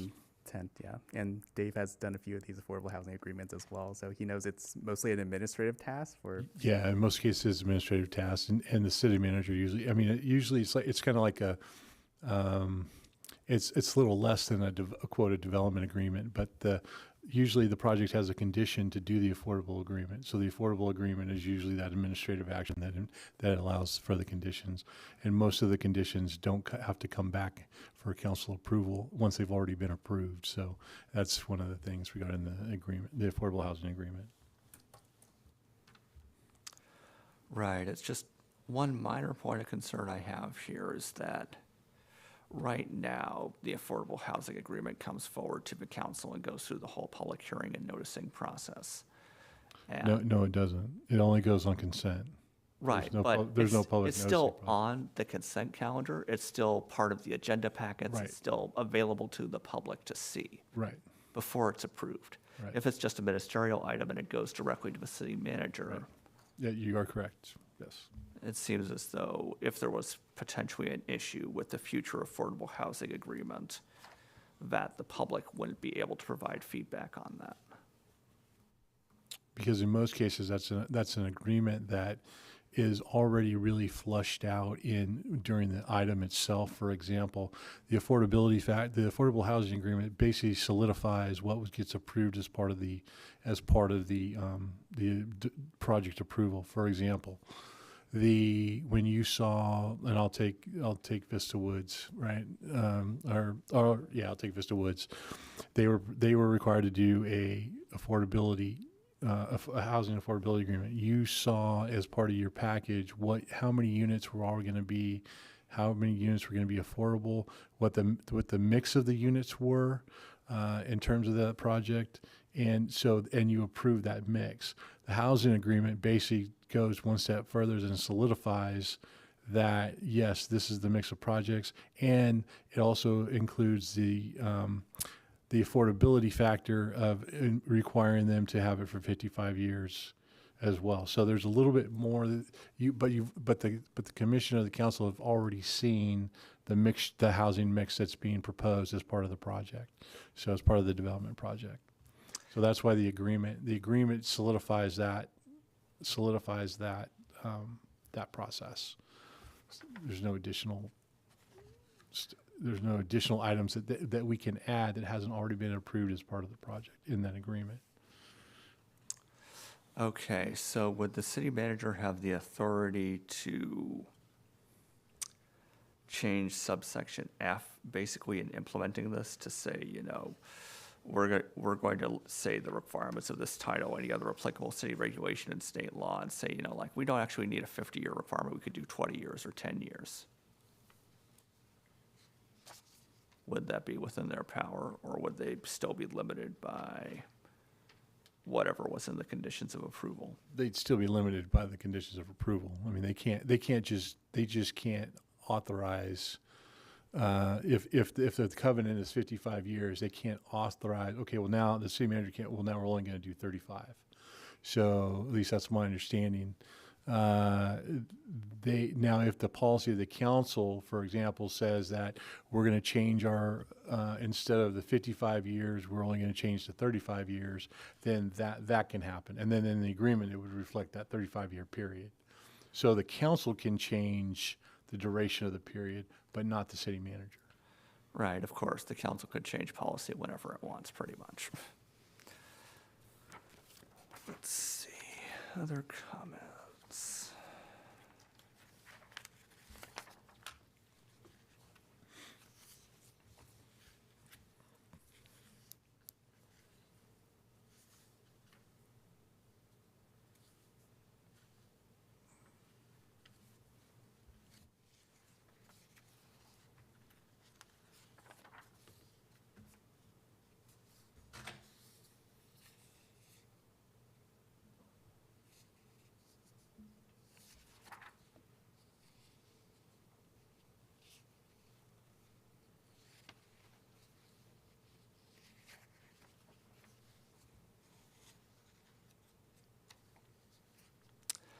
And then, so going to 17.48.060 on page number 46. We're reducing parking requirements, but unless I'm mistaken, the language here would allow for parking requirements to be reduced beyond our new reduced level through the use of density bonus modifications. Is that the case? It can be further reduced by concessions and waivers based on the density bonus law, state law 65915 through 65918, I think it is, can further reduce the parking requirement. So what we've done is, from an administrative perspective, we have dropped our units, our number, just to be inconsistent with state law for affordable housing projects. However, the developer can come in and say, and swipe all that out with the concession that says, we can't, it's by their findings and the requirements that they have to reduce even further. So they can reduce the, is my understanding, the waivers and concession process can and further just to reduce. clarify that a little more. There are kind of two categories in state density bonus law and the incentives you can have. One is a category where we have to grant them no matter what, and that's kind of what we incorporated here in terms of parking ratios. Parking ratios we kind of have to grant no matter what. Yeah. The other category is incentives, and the number of incentives is based on how much affordable units you're providing. So it could range from like 1 to 4. I think it's probably more now as well, depending on how much affordability is included in your project. Well, and you can also get, if you can make the findings for concessions. So through the concessions, you can have as many concessions as you want that are. I mean, Alex told us that concessions depending on the construction of the project, on that they can waive, or they can waive those as well. So yeah, our standard is basically the minimum of state law of what allows in one section, but a developer can go further and reduce further based on other incentives and concessions and waivers. Right, and the reason why I'm flagging this is because this is basically the last time it would come before the Planning Commission unless there was appeal, because the criteria for approval, the Planning Commission is not granting conditional use permits. It's an administrative use permit, and it's going to whoever handles administrative use permits, which is definitely not the Planning Commission. Yeah, and for administrative use permits, since it's heard at the zoning administrator level, if someone wants to appeal the zoning administrative decision, it goes to planning commission at that point. Right. And if they want to appeal planning commission's decision, it goes to city council. So it goes up to the next level. Right, there'd be the standard appeal process, but I just wanted to highlight that potential impact for my fellow commissioners, because we wouldn't be considering it most of the time with new projects, because it would just be going to the zoning administrator unless somebody went through the $3,000 appeal process. Well, or it would be coming to you as part of a waiver of the entire standard with the development of the site or the design review of the project. Yeah. If a project comes and needs comprehensive design review, Planning Commission still reviews comprehensive design review projects. Right. So even though the administrative use permit is a lower level, we group them together to whichever approval authority is the highest one for that project. Right. Okay, so if there was still a comprehensive design review, it would still end up being sort of stacked with it. Yeah. Okay.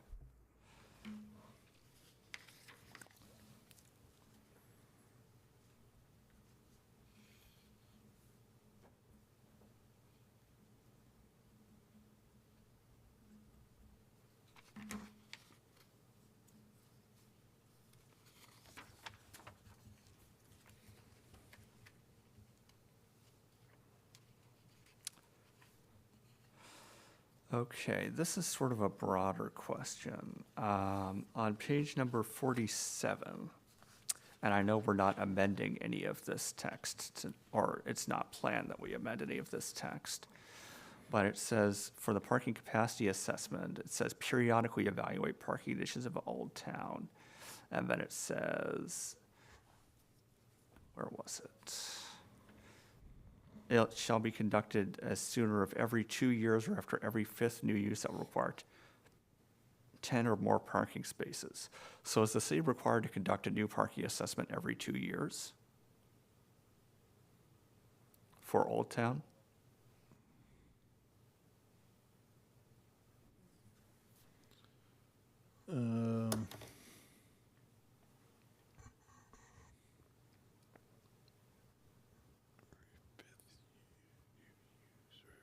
new use that would require 10 or more.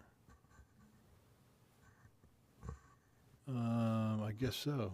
I haven't really read that section before. Yeah, because last time we did it was in 2020. Yeah, and 2020 is going to have interesting impacts on parking demand assessments, to say the least.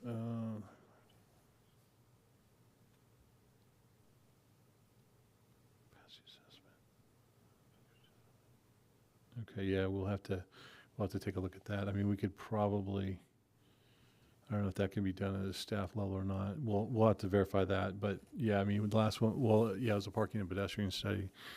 And I think the one before, the city had been doing them about every 5 years, just on the average every 5 years, because I think there was one back done in 2015 that they referenced. But I'll have to go, that's something we'll have to check out. Yeah, because if we want to have it be every 5 years, and the text should say that, we don't want to, have it be a requirement that, you do it every 2 years, and then we just forget about it.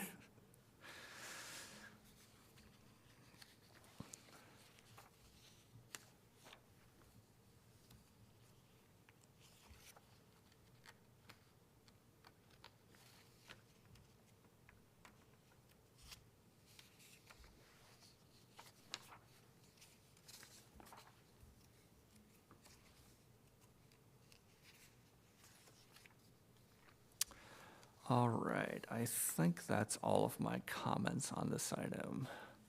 Have you folks managed to note them all down? I think for the most part, I'll try to read them back, I guess. I did want to go through one other point. I know there was some concern about the senior unit parking waiver section, specifically about like the fixed bus route services and operating 8 times a day. I think it would be appropriate just to remove that addition if that alleviates some of those concerns, and then people wanting to use that waiver would refer to state law instead. So, periodic updates of that code might like change the frequency standards, requirements, and like the types of transit service. So it wasn't a requirement to include that additional language there. It's mostly just to highlight that this waiver exists in state law and that we incorporate in the code. But if it's better just to leave that out, we could certainly do so. I guess this is maybe a question I have for Commissioner Sandoval then. Do you think that state law is likely to change in such a way as to make that condition match up with other segments of state law, the 30 to 45 minute headways requirement that you see elsewhere? I wouldn't really be able to comment if there's upcoming legislation on that, but I wouldn't necessarily be opposed to making it a bit more vague. Maybe something along the lines of like reasonable frequency of public transit, with an emphasis on public or public service transit operators, rather than just kind of like the fixed bus routes, because I can't concede that the operating at least 8 times a day can be a bit tricky. So could we change the language to be something more like to a public transit service that meets state requirements for frequent headways, or however we refer to it elsewhere in the documents? Because I know there are some other areas in, like, I think the SB9 language is something where we're talking about like headways for parking reductions, and it's like every 30 to 45 minutes or so on. So if we could reference that segment of our code, that might help.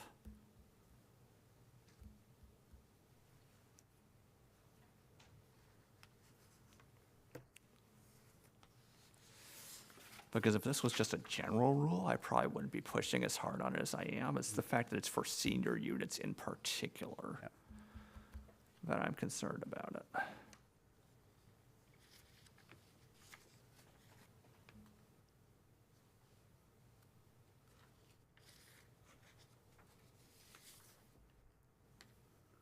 Let's see. So if it was something along the lines of, let's see, the minimum parking requirement may be waived for affordable units, provided consistent with 17.32 and that meets state requirements for transit service, serving affordable units.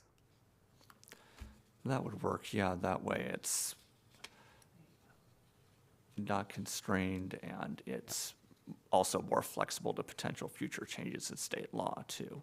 But Commissioner Lamjoy, you had a comment? No? Okay. To the chair, if I may, wouldn't this also also implicate our bus service providers if it's an area that doesn't necessarily have frequent 35 to 45-minute bus service? Wouldn't that also be a problem? Since this is more of an incentive, since it's a waiver that they could request, I think it should be okay. Should be okay. Yeah, and if, the bus services change and frequencies increase, more can take advantage of it. Yeah, and also I don't think Westcat is really within our jurisdiction. Yeah.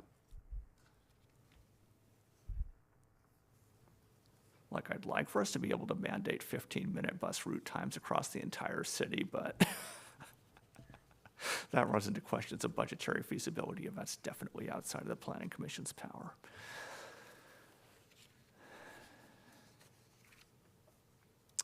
So, are there any other comments by the commission on this item before we start crafting a motion?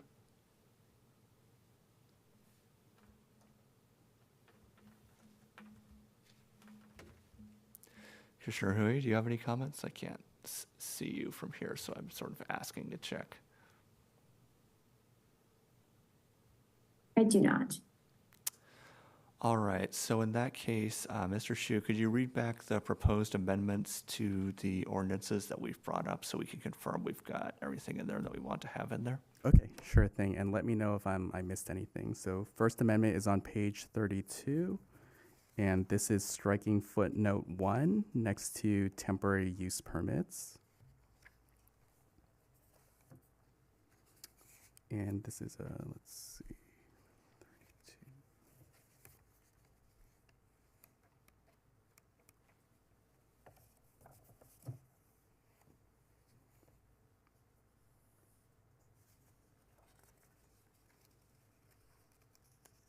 Okay, and then the next one is on page 36, under point A, let's see, and this is the line that starts with the remaining affordable rental units, and then the addition is of the 15% must be affordable to households at or below the low income level. Right, and then also for the projects proposing ownership units, are we saying 100% of the 15%, or are we saying 100% of all affordable units? It's not as much of an issue there because moderate level is basically the cap for affordable. I don't think above moderate still qualifies as affordable housing. Yeah, so the change would be similar to what was above, so 100% of the 15%. Okay. Okay, so that was under point A. Under point B, this is a modification of the language that starts with except for SB9 projects. This is clarified to be except for SB9 lot split projects. Let's see. And with some other modifications that staff could refine, but the modifications being that the exception to that exception would be if they provide 4 primary units as part of their projects. Right, that's part of why we wanted to say except for lot split, because by default it's saying we're catching everything where it's 4 or more dwelling units, Yes. but not SB9 projects. So if we're just saying lot splits are okay, but other SB9 projects that trigger the eventual development of 4 or more units do fall under this clause. Right. I think is the important thing. And that one might need some more refining by staff before it goes to council or whatever. We're not the final approving body there. I just want to make sure that that's highlighted. Right. And then the next one is on page 38. This is on various points in 1732050B regarding the size of affordable units. And this is to add specification that the size of the bedroom shall also be at least 90% of the size of market rate unit bedrooms.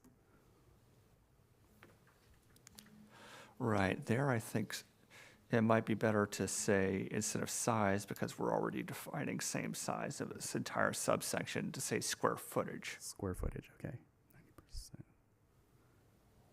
90%. So the square footage of bedrooms shall be at least 90% of the square footage of market rate unit bedrooms. Right.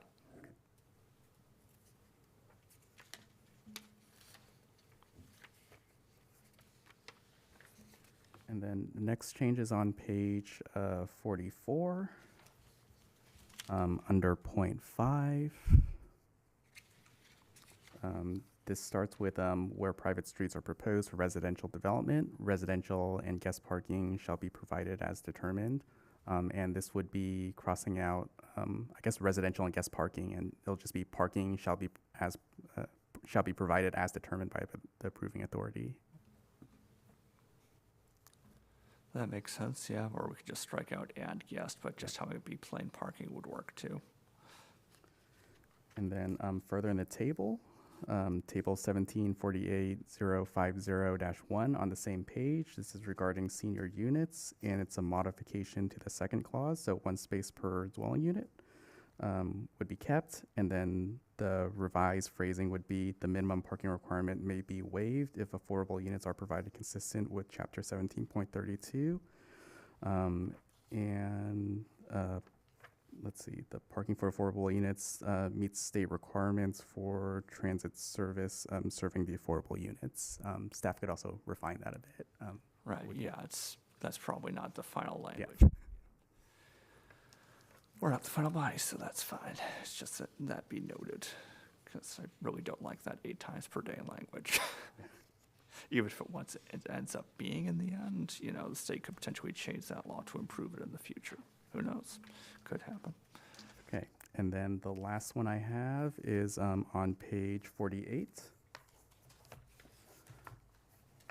This is under 1748-100 B3, and that is correcting the typos in there to reference instead section 17.48.100 B1 and 17.48.100 B2. Which reference the standards directly above this section. All right, I think that's all of the points I brought up. Do any of the commissioners have any other adjustments they'd like to make? All right, then I will move adoption of Resolution 25-01 with the revisions suggested by the commission as noted by staff.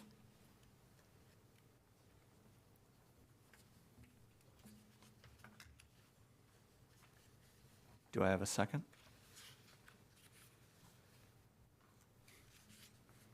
I second. Is there any further discussion of the motion? Not seeing any, can we have a roll call, please? Commissioner Huey, Yes. Commissioner Uch, Yes. Commissioner Lamb-Julian, Yes. Commissioner Sandoval, Yes. Commissioner Bender, Yes. Commissioner Chair Menace. Yes. Motion carries 6-0. Thank you. So for our next item, we have old business. There is none. Oh, wait. I should also note the appeal procedure, which isn't super relevant for this item because it's going to be going directly to the council anyway, but in order to maintain the proper form, any person may appeal an action of the planning commission or of the planning manager by filing an appeal with the city clerk in writing within 10 days of such action. Following a public hearing, the city council may act to confirm, modify, or reverse the action of the planning commission, and the planning commission may act to confirm, modify, or reverse the action of the planning manager. The cost to appeal a decision is $500, a minimum $2,500 deposit fee.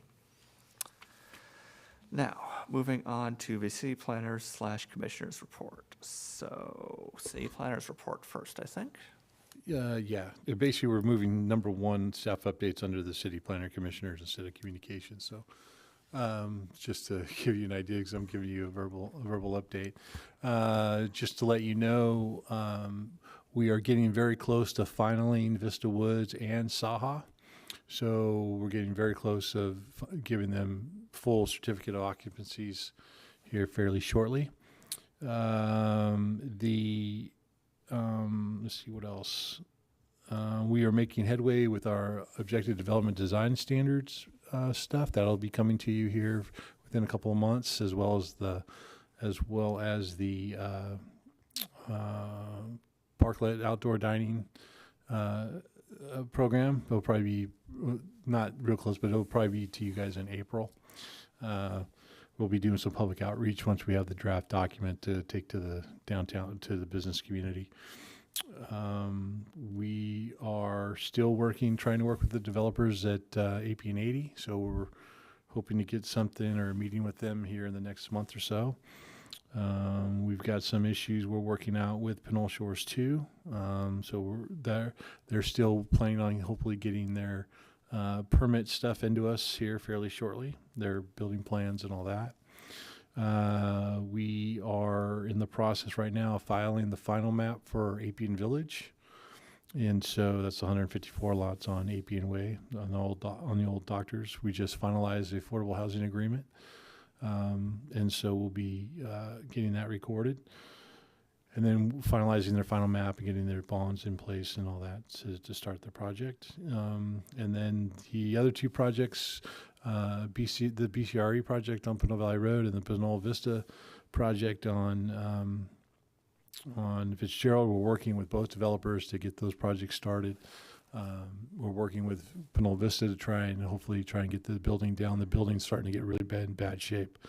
The old Kmart building in terms of the roof and all that. So we'll be working with them on that. And then BCRE is going to be start their grading or working on getting their grading plan, start executing that plan. So there's a lot of activity that will be hopefully getting to you the safety and environmental justice elements to you here in the next month. The safety element is going to CAL FIRE and the CAL FIRE board for review. And so after we get their review and potential changes that be made to the document, then we'll be able to make those changes and bring it back to the commission for review and get those to the council and approved. Let the commission know that we have completed our annex portion of our local hazard mitigation plan. That's all been completed and approved. And now we'll be bringing, it looks like the county or whoever the first operating agency to approve the document approved it. So we'll probably be bringing that to the council for review and approval for that. So yeah, a lot of things that are happening here in the next 3 or 4 months. So if you have any questions as staff, I'll be happy to update you on any planning items that we have for building. Can you clarify a bit more on what exactly that local hazard mitigation is? I don't think I've heard of it previously. The local hazard mitigation plan is a plan that's put together through Cal OES, which is the Office of Administrative Services. It's usually county-wide within the participating cities having what they call an annex, which identifies the major disaster-style mitigations, flood, landslides, earthquakes, tsunamis, all the natural disasters and different mitigations and different programs that we're trying to do to help alleviate some of those. And so the county adopted the local hazard mitigation plan back in, I think it was 2014. The city was not a part of it. The city declined to be a part of that program. There were a number of cities that did. Cities of Hercules did as well. The difference was City of Hercules adopted their own local hazard mitigation plan, where we relied just on our safety element as part of our process. But back in 2019, 2020, the county was reopening the plan or amending the plan, and so the city at that point decided that it wanted to get in on the local hazard mitigation plan. And basically what it does, it allows if there were to be natural disaster in the city, it would allow us to access monies from a state and federal level for disaster relief is, so that it identifies that. So, the main document is through the county and the county OES. So that's what the local hazard mitigation plan does.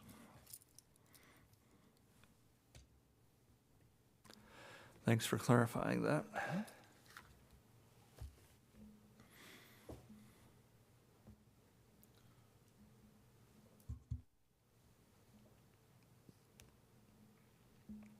Do any of the commissioners have questions for staff on this report?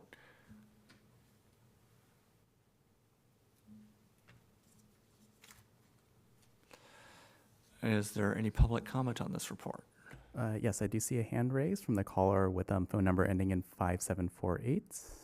Okay, caller, when you're ready, please press *6 to unmute.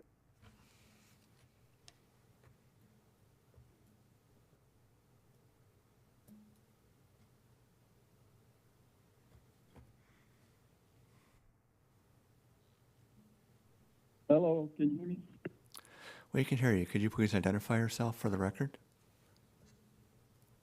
Yes, my name's Anthony Lockspring, longtime Pinole resident, homeowner, taxpayer, over 40 plus years. I didn't catch all of the report there, but did the planning manager mention anything about the updated status of the Tower Hill Safeway shopping center build out? If we got any progress there. Also, the sale of the Faria House property on San Pablo Avenue and other vacant available properties that either are for sale or maybe should be put on the sales block. And also the what's going on in the Pinole Valley Shopping Center with the either the landlord or something. They have some egress issues and corrections being made to the cement sidewalks over there on multiple businesses. Was there a lawsuit or something? And would the city be liable because they initially approved those cutaways as far as the grade, the width of the wheelchair access to the parking lot curb, which may or may not relate to the last topic, but evidently there was more than an inch or two or something to that effect rise on to the curb and or the grade. So they were cutting it all up. They got it all coned up for several weeks now in about half a dozen businesses there, and no one said boo about it. So are we involved in a lawsuit with that? And if the city went in and had to approve that initial parking lot or the situation with the ingress, are we going to be liable as a city for approving that? And now they're going in to make the adjustments to the curbs and store frontages and so on, along with the expense that goes with it. And can you give us an update on what happened to the Fix-It Farrell's building? Was that approved? Because nobody said boo about them opening, but the word I got from the animal shelter services people that they opened a few weeks ago, and they've got a long waiting list that people are trying to get their animals taken care of in there, but I don't see a sign there or grand opening announcement like the city usually likes to do, or the council. And did you have to give them a final code inspection approval to open their doors on that? And with regard to Rule 28 in and around Pinole Valley Road, Pinole Valley High School, was that related to what Mr. Pete Murray, our previous councilman and mayor, brought up a few months ago at the city council meeting? And I had brought it up earlier, but no one would listen to me because I guess I wasn't a city council member at the time or somebody with the status of being a mayor. But he also noticed that there were 2 or 3, if not 4, band together telephone poles up and down near the high school on Pinole Valley Road. Case in point, that one I had brought up several times on the corner of Granada and Pinole Valley Road, across from the Coldwell Banker Realty. That corner, half of the ingress and regress on the ADA sidewalk has been obstructed, with them having to band two poles together with some wires and tape and so on. It looks like it was a permanent thing. And the only response we got from the planning manager, well, if that's been there for a few years, it's going to be, not our business to tend to, and that's the way it is. But Pete Murray mentioned that they had an agreement with AT&T, if not Pacific Bell, I think it was one or the other, to bury a bunch of electrical lines and take down those poles, and so we don't have those problems with ADA access and or the bad look on Pinole Valley Road. So can you bring us up to date on that? Because it was mentioned at the last, I think two months ago at the city council meeting, or maybe 3, and they had time to look into it, but we hadn't got a response back from the city if in fact that is part of Rule 28. But that being said, and I also wanted to mention, as far as Junior Castro, that was assigned as probably him with an You have 40 associate that was seconds going remaining. up and down the city twice a year, excluding the wintertime, as part of his job description. It wasn't just a daily thing he would do, and he would go out there at night, but they pulled that responsibility away from him and the service to the city because of COVID. So that was a COVID situation, but now we're in the post-COVID era. So I think that should be revisited and reinstated with the city Public Works Department, and as a regular street light check that should be offered, as well as some Caltrans issues that should be handled indirectly by the city, to expect Go all ahead the and city conclude your public sentence, citizens please. to take care of all the Caltrans issues. But thank you very much. Thank you. Are there any other public comments on this item? No, there are no other comments. All right, so Mr. Hannum, do you have any response to those comments? Yes, I have a few responses. Regarding the properties for sale, all of our properties that are are for sale or that the city owns is being handled by RSG. They're a consulting firm that we've used with the selling of the last 4 properties, the Uptown Yard, the Williams property on 612 Tenant, and 2279 Park. Those were all handled by RSG, and so they're helping us with our marketing and economic development of those properties. I think there's only a couple left. I'm not quite sure where they're at, but there's only a couple left. Regarding the Faria House, I don't have an update on the Faria House. I don't know if it's been put on the market. That's something that I can find out. As at this point, I don't think it has.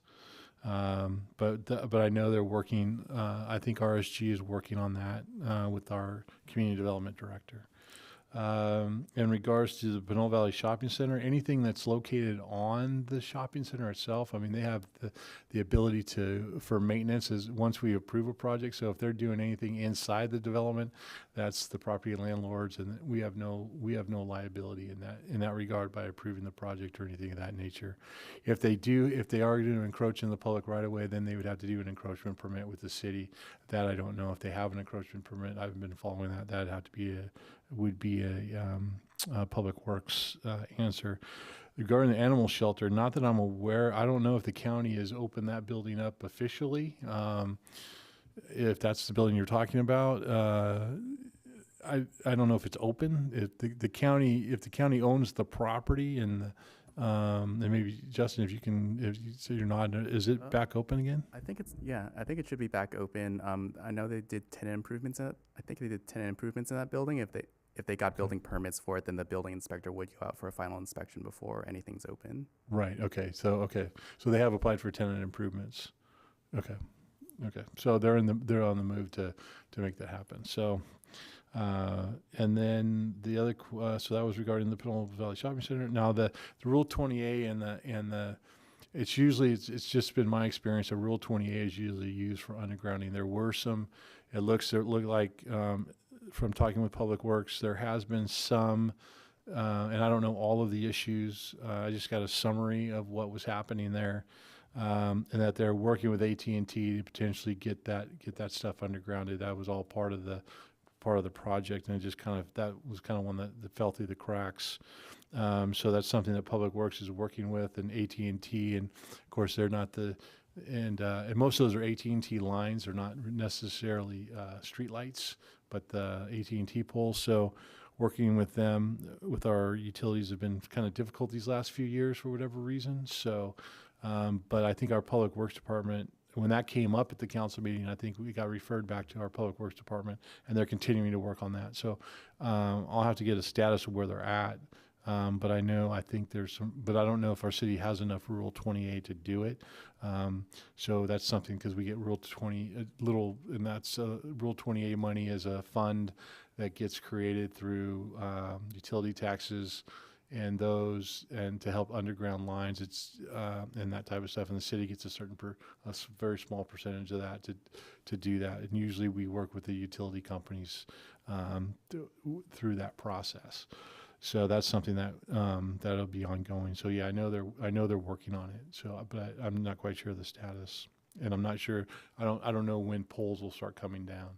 That'll be something, an agreement between the city and AT&T to be able to do that. So,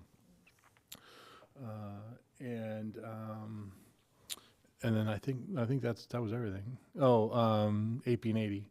I don't know. He must have not heard that part of the comment, but we're hoping to get a meeting with them next week to kind of get a status of where they're at and what they're doing, and hopefully get some type of time frame of when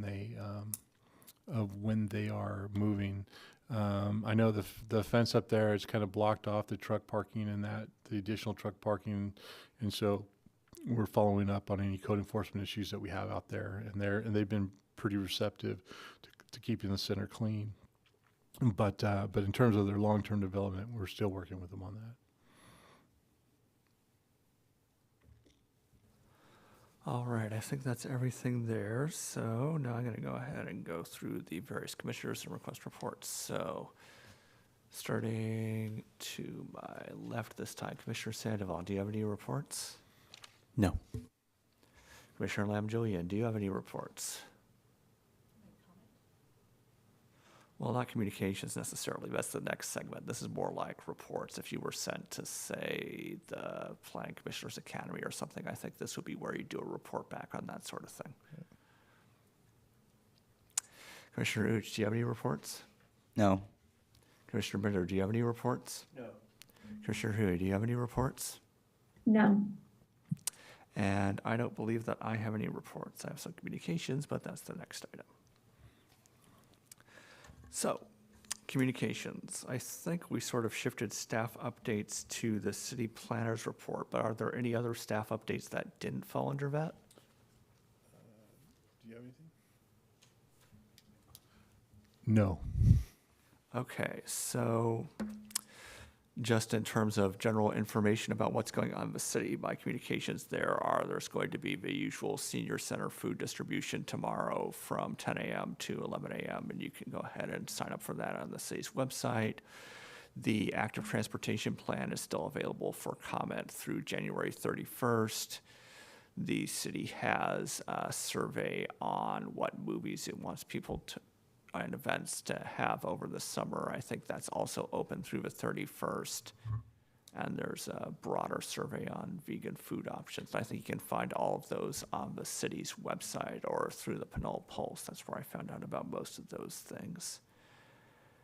And I think that's all of the major things I'm aware of that are happening in the near future. And now I'm going to go the other direction. Commissioner Hui, do you have any communications? I do not. Commissioner Bender, do you have any communications? No. Commissioner Uch, do you have any communications? Yes. I'd like to just bring a quick attention to right now the Contra Costa Transportation Authority recently put out a survey, and I recommend people here on the commission and the public to participate. It's really quick. It took me less than 5 minutes, and you could do a part to better improve I would say transit in Contra Costa County, as I would say, our county is not really known to be a very an oasis of multi-mobility. That's all I have to report. Thank you. And I'd also note that, in the polls, the city also noted that particular survey and said there's incentives attached. They're going to have like a random drawing for gift cards if you complete it. So, but more of an incentive attached to that survey than most of them. Commissioner Lam Julian, do you have any communications? I do. With the Contra Costa Transportation Survey, you can enter to win a $500 gift card. That's a really big incentive to fill out a survey. My comment is Wednesday is the first day of Lunar New Year. It's probably the most celebrated holiday in the Asian diaspora. And this year is the year of the snake, which represents resilience. And I'd like to wish my fellow commissioners, staff, and members of the public a happy new year. And I wish you the best. Good luck, prosperity, and just a fruitful in all your endeavors. Thanks. Thank you. Commissioner Sandoval, do you have any communications? No, I do not. All right, then. I already made mine. So is there any public comment on our communications? All right. And with that, our next meeting is going to be, at least in theory, on February 10th, 2025 at 7 p.m. And I will now adjourn the meeting.